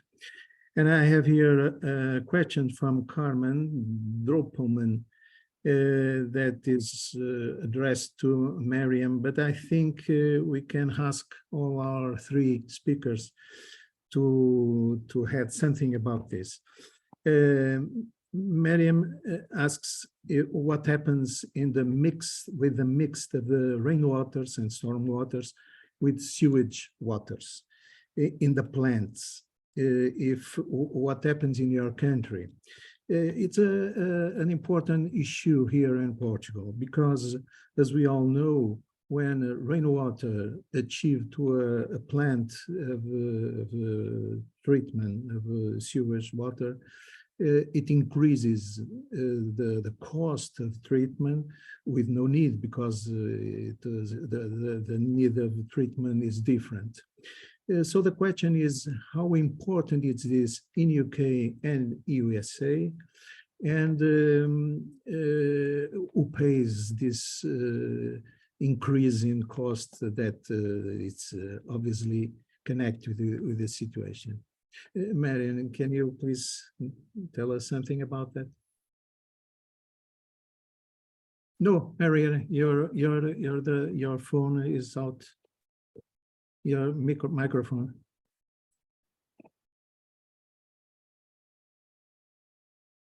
No, we are not hearing you.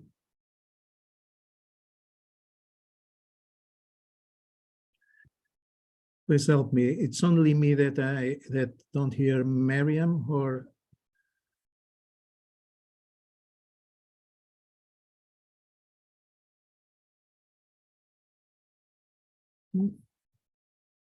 okay.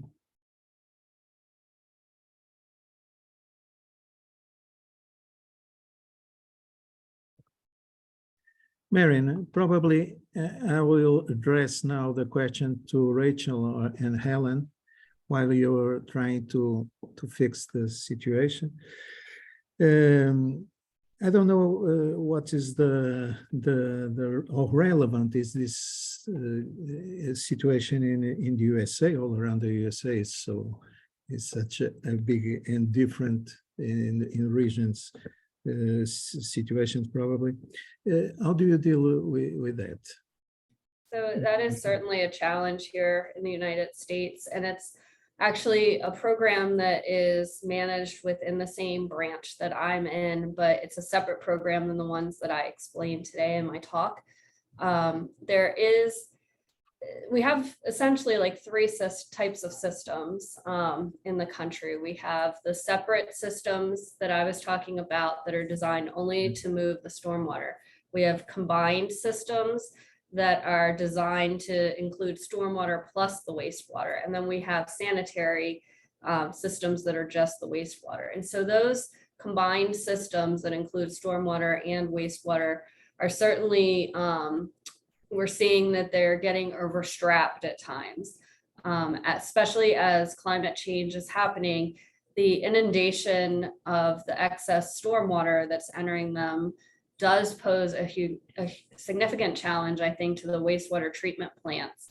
So that water goes to those plants for treatment, and through various processes, then discharges it into the nearby waterway.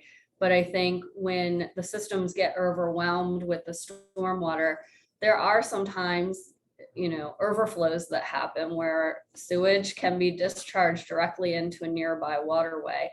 And so, these discharges are not meant to happen. That's not what we want. We want it going to the plant and being designed properly and treated. But I think it does pose some challenges, and that's where like Ellen's program comes into play with the funding aspect. So I'm not sure if you want to cover anything there. Yeah, it's a big challenge, just like, Rachel said, and I think you all are very aware of to ask that question. And, that new grant program, we call it the OSG because it is that overflow program. And that was really started because the communities around the country raised this as such a big financial burden on them to address these overflow systems. And so we do have a new grant program that's got about $60 million a year to provide to communities to try to help address the overflow systems and how they can to work with that. Another thing that we do talk about besides the SRF program, all of the programs I talked about can in some way help address that overflow issue. But we talk about to the communities about rate increases, and that's something that they actively do. It's something that communities who really are facing a large environmental challenge of these overflow systems, they do regularly increase rates to try to deal with the infrastructure challenge that they're faced and to try to meet those permit requirements. So not only do we provide money from the federal government side to just deal with that infrastructure, the communities and the utilities themselves actively increase rates based on their need for their customers. I think too, another component that we've seen is that people try to install those green infrastructure practices to reduce the stormwater that's entering the system in the first place. And also we've seen some communities that are trying to actually separate out the two systems so that the stormwater one is no longer combined with the combined system. Very well, thank you. Maryam, no, we still can't hear you. Oh.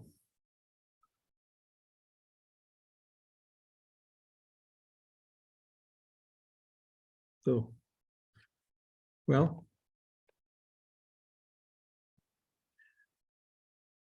we'll go on, okay? While you try to solve the problem.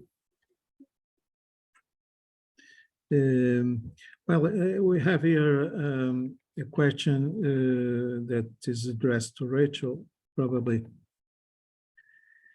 Alan can give us also some ideas. From Juan Ordóñez, he says that in the hydrographic bay, we know that we have a lot of institutions, with a lot of different responsibilities. How does IPA manage these programs with all these sort of stakeholders, different stakeholders with different interests?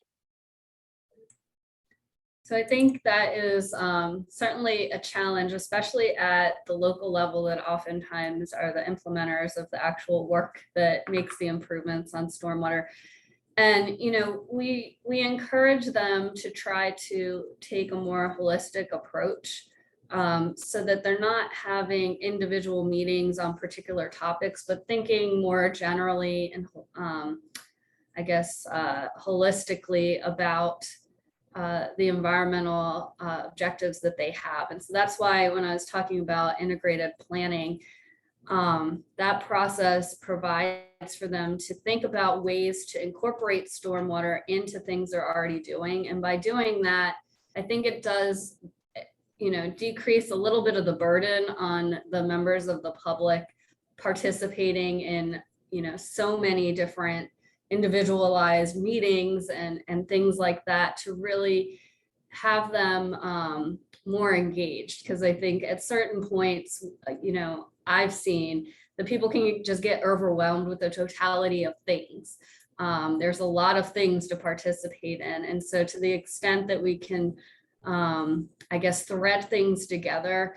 For instance, we're not always in stormwater talking about this is a stormwater management practice. We're more saying, hey, you can incorporate this into your road project and you get benefit where you're not going to have as much flooding. Like those sorts of concepts were kind of, I see, changing how we're talking to the public so that it's more relatable and a little less, I guess, scientific. Like I am a scientist. I tend to speak in scientific ways, but I'm really forcing myself to be able to share information. And I think it's not only important to have that interaction with members of the public, but also even amongst different departments within an agency. And that's something like, obviously, Ellen and I are both here. We're in two different programs, but we're really trying to engage with each other and work with the non-point source program that we both mentioned in order to really make things as easy and simple to understand and to get to the right resources that are needed as possible. Thank you. Marian, you're already online, I think. I see now. Yes, I am back. Oh, yes. Yes, okay. Fantastic. Great. Sorry Great. about it. Apologies. I don't know, Marian, I don't know if you heard the second question I addressed to them, because it is also addressed to you, I think by the same person. It's about the governance, the problem of governance. There are a lot of stakeholders in such a situation. How is it managed there in the UK? And the first question, if you don't mind. Sure, Okay. sure. Yes, that's a very, although partnership and collaboration is a very positive thing, it brings about a very much positive changes, but it comes with its own challenges and those partnerships and communications. I think through the years, especially following 2007, that significant changes around partnership and approaches of the leadership thing happens around how we are going to tackle issues. Lots of changes has been happening, a lot of agreements across different organizations, especially at the delivery or steering group happens, that sets the terms of these agreements and collaborations, how we are going to about different scales or types of the project, how we might need bespoke, for example, contracts or agreements as per the requirements of the project. So it is quite challenging, but I think part of those early engagements of the key stakeholders with the leadership of local flood authorities can make things happening here. The role of I would say, the role that academics play in here in terms of as a body of knowledge to get engaged with local authorities has been super important. A lot of subgroups have been, or departments have been activated in these local flood authorities, or all the partners or bodies involved, that they offer a wide range of skill sets and expertise, that this has been an enabler. I think there was a question in the chat. I was trying to respond, translating and then responding to that, basically in terms of going around these challenges and then to see the problem and pick up the problem. I think these partnerships with the help of bodies that are involved, with the help of willingness of the leadership in local authorities, creating capacity building to make a difference. I think that was a paradigm shift that make this happen.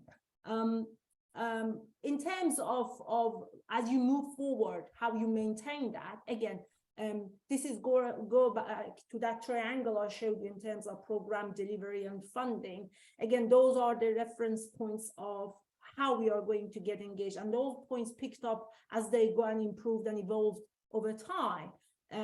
Many of these things needs to be set and agreed right at the onset, with perhaps in regular reviews of the actions, basically, and roles, risks, everything needs to be agreed right in advance.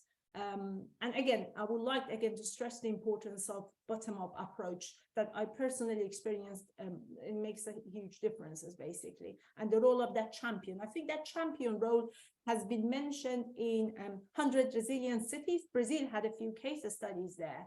And I think the role of the champion, or as it's called resilience champion, but generally a champion in terms of facilitating that and makes those cross-sectorial, cross-organization, within organization communications can happen is very important.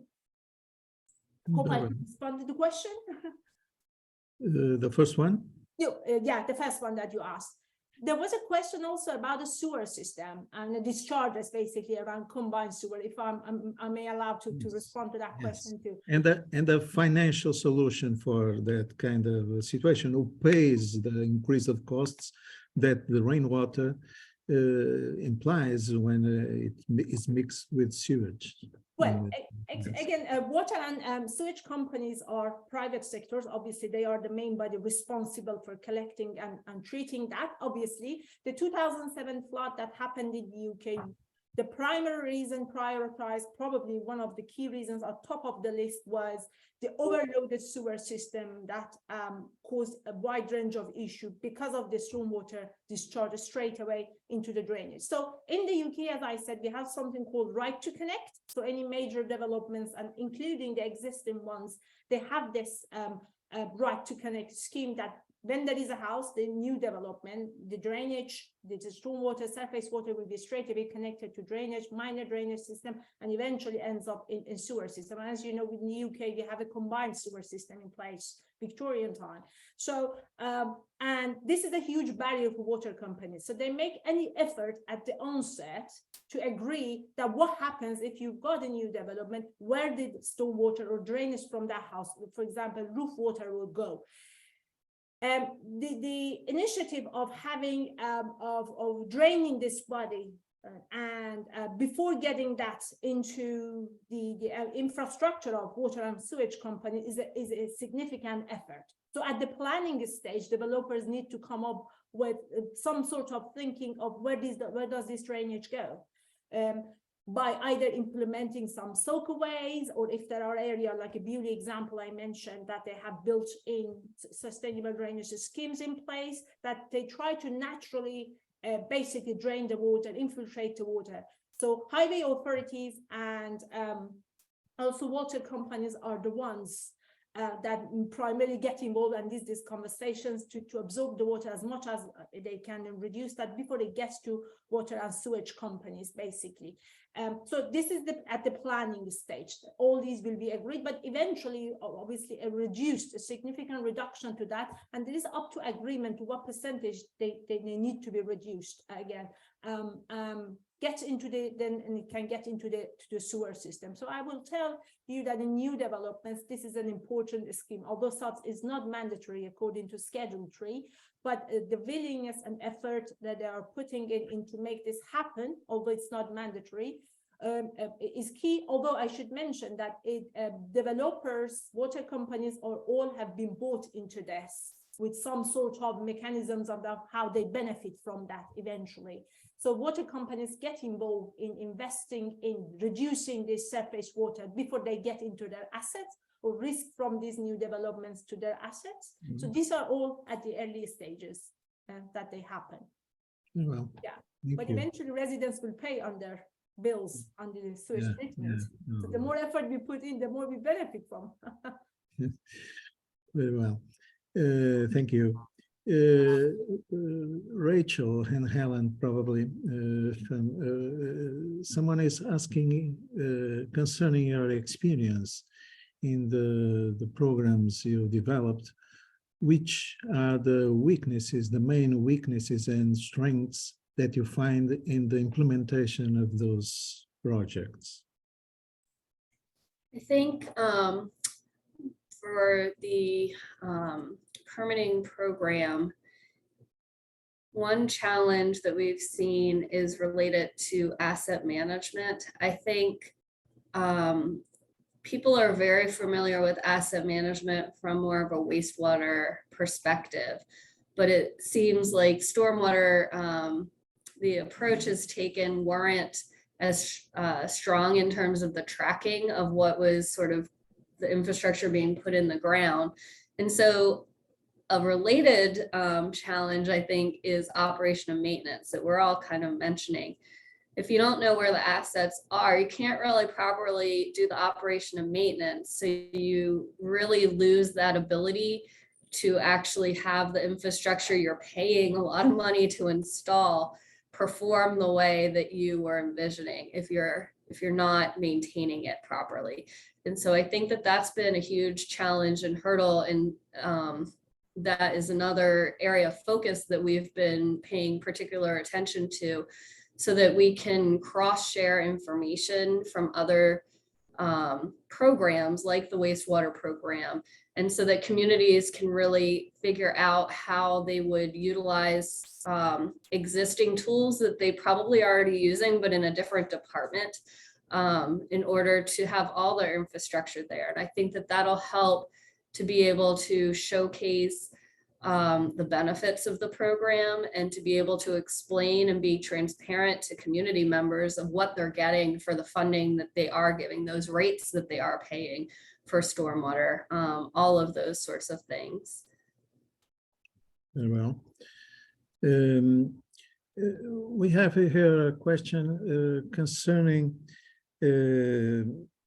you brought us some cases, some interesting cases And someone is asking mainly from you, if you in the EPI, if you have any interesting case and an example of a medium-sized city that is worth to take us with a demonstrative role in this management of stormwaters and sewage. And if you know any situation where they can use can manage the situation in an effective and efficient way, matching the objectives, the targets, without avoiding as much as possible the bureaucracy that is classic in this kind of situations. I think I can ask Maryam also if you can, you have any situation like that, and we can share with all the audience. Rachel, please, starting with you. Sure. So in terms of a community that maybe has kind of focused on looking at things in total, I'm not sure if they'd be qualified exactly as a medium, but I'm thinking of where I'm sitting right now, Washington, D.C., our nation's capital. I think there are real challenges that they've had to approach, and they have both types what's the population ratio? I don't know off the top of my head. I'd have to do a quick search. But I think I can also take a moment and kind of look up populations and try to more or find less too. But I think they've done a pretty nice job of really focusing on the separate stormwater pieces, but also having an approach that looks at those combined systems that deals with, that has the stormwater plus the wastewater combined into one. And I think they've gone that extra step of trying to figure out for new development and redevelopment that's happening, because that's oftentimes more what we're talking about in the context of a city than sort of something being undeveloped at this point. They've done a pretty good job of setting up what we're calling at our agency like an off-site stormwater program.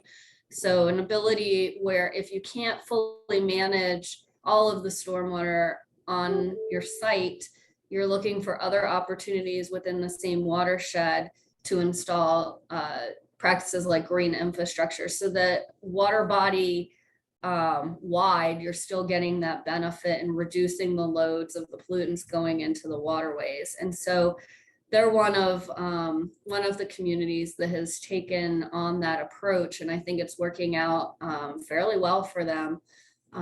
And we do still have some communities where if stormwater can't be managed on site, they'll give out a waiver and say, okay, you can't meet it. Here's your waiver. You don't need to do this requirement to manage stormwater fully. But having this other tailored approach for off-site management, I think helps them to be in a better position to really achieve the objectives of improving their water bodies a lot faster than other communities may have.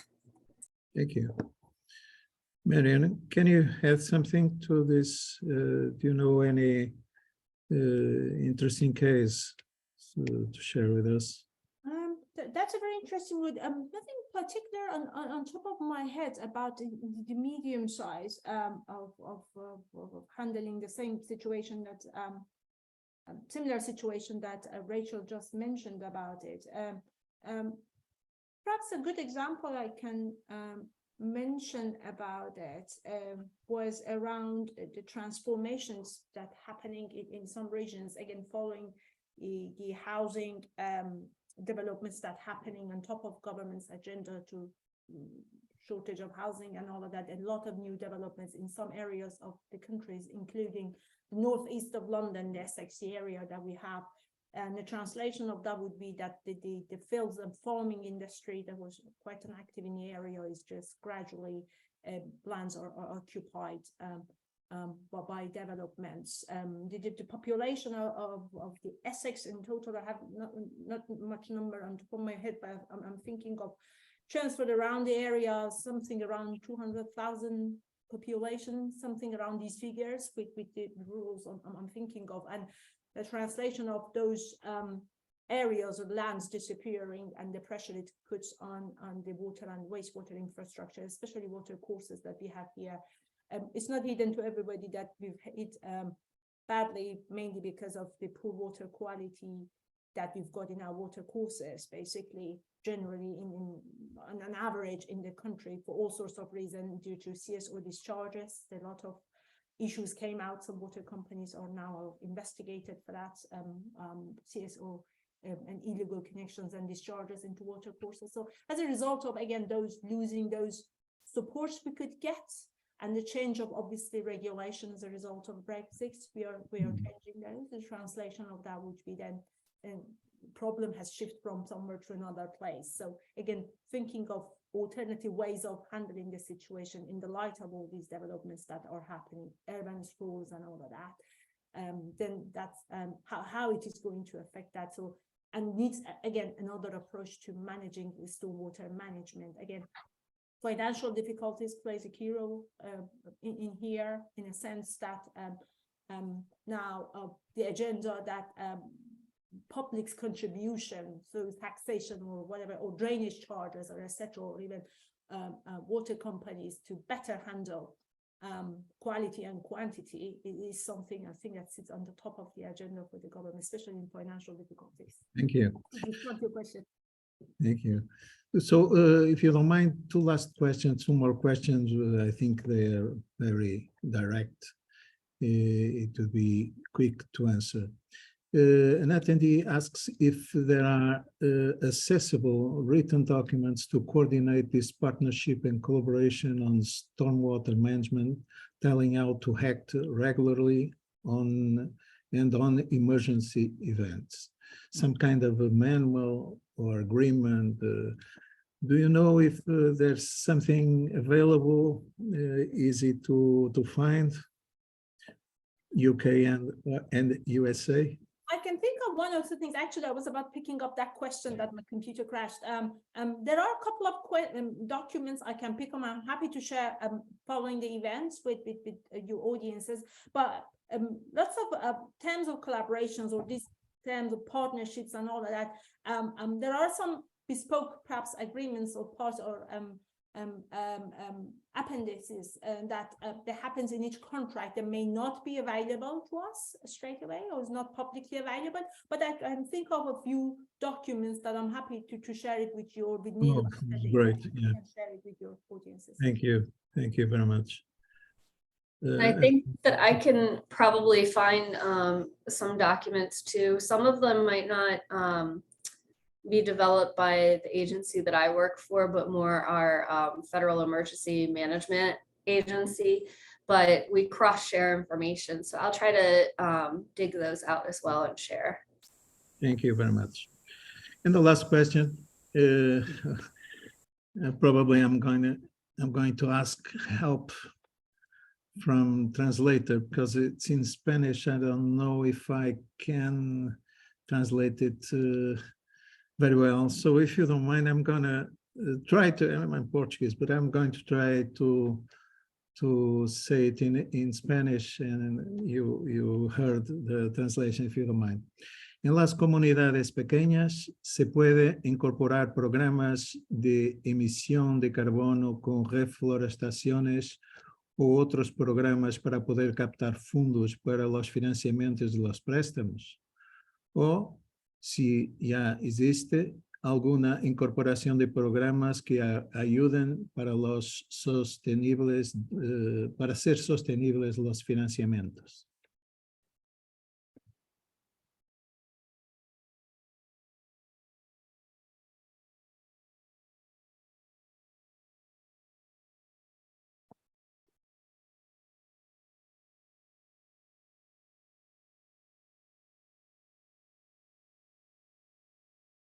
Maryam? I think the translation came halfway through. I couldn't grasp that exactly. Would you mind repeat that again? I'm going to repeat it in Spanish. Or if there's already any programs that incorporate the help to be for the financements be sustainable. Yes, I understand. I don't understand quite well also the last part. I'm not sure I'm clear about the question, but is it related to like sustainable financing and ensuring that the funding is sustainable? Like that's what I'm kind of grasping at. I don't know if that's the exact question though. Yes, probably. I know that here, Ellen had to step out for one split second. So this is not my area of expertise, but I know here we have focused on, talking about ways to more sustainably fund stormwater. And I think it's challenging because as Ellen was talking about, we have grants and we have loans and we have different things. But that's still not a sustainable source. It's like more, one-off sort of inputs into the community. And so that's really where we talk about, different ways that people can set up a program so that they are more rate-based. And I think it has been challenging because that's not historically how stormwater has been paid for. A lot of communities here in the United States pay for their stormwater programs using this general fund. So it competes with all the other things that are also trying to be managed in a community. And so really having a dedicated source of stormwater funding and a dedicated way to ensure that people are paying for the stormwater that they need managed, essentially, I think has been a sustainable approach, but it also poses, new challenges in ensuring that people will be able to pay, addressing those challenges of those that are lower income and how they can be afforded the same benefits from properly managing stormwater, but maybe they can't pay the same amount. And just looking at the imperviousness and trying to consider that, because obviously depending on what sort of development you may be living in or working in, you may have different levels of imperviousness. So trying to set up that structure and that scheme at the onset is pretty key. Thank you.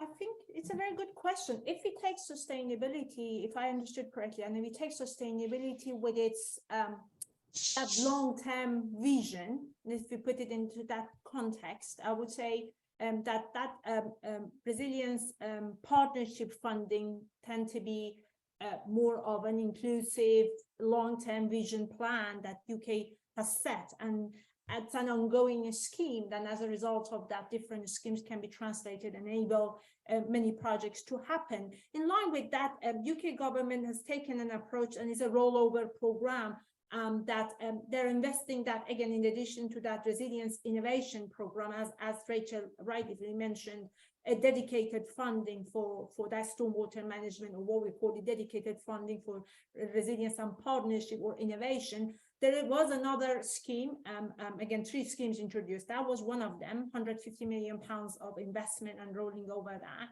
£36 million for coastal transition accelerator program. We live in an island, so coastal erosion is a big issue. So if there is a path and then channel or route for that kind of investment, is around £36 million for the coastal communities to tackle. And another channel is, this is an interesting one, adaptation pathways program. Again, this is another £8 million of investment. That picks up, again, other aspects of sustainability along the way. So this is the direction that they're going, and then trying to make it as long-term as possible if we translate sustainability into its long-term vision. Hopefully. Thank you very much. Thank you. So we'll reach our time. I thank you I thank, first of all, to our keynote speakers. Maryam, Rachel, Helen. I think we all agree it was a very interesting and useful discussion about these topics. I think also the members of Miguel Doria from UNESCO, Mauricio and Hannah from ANA, and Gustavo from the BID. And I thank the organization for this opportunity to participate also in this workshop. And if you don't mind, I take the opportunity to remind you that the part 2 of the webinar will start at 4 p.m. Brasilia hour with the theme of the stormwater management assessment of Brazil, manejo de águas pluviais no Brasil. So, thank you very much. I don't know if, Nilo, if you want to give a final word to hand this part of the workshop. If not. Well, thank you very much. I would just like to thank that much all the speakers for those outstanding presentations with questions that are and experiences that are really big contributions to our debates here, to our discussions here, and to thank also Joaquim Barreiros for leading this panel, the discussions, which was also great contribution. Thank you very much, and we will meet again virtually in the afternoon. Thanks. Thank you. Bye-bye. Bye-bye.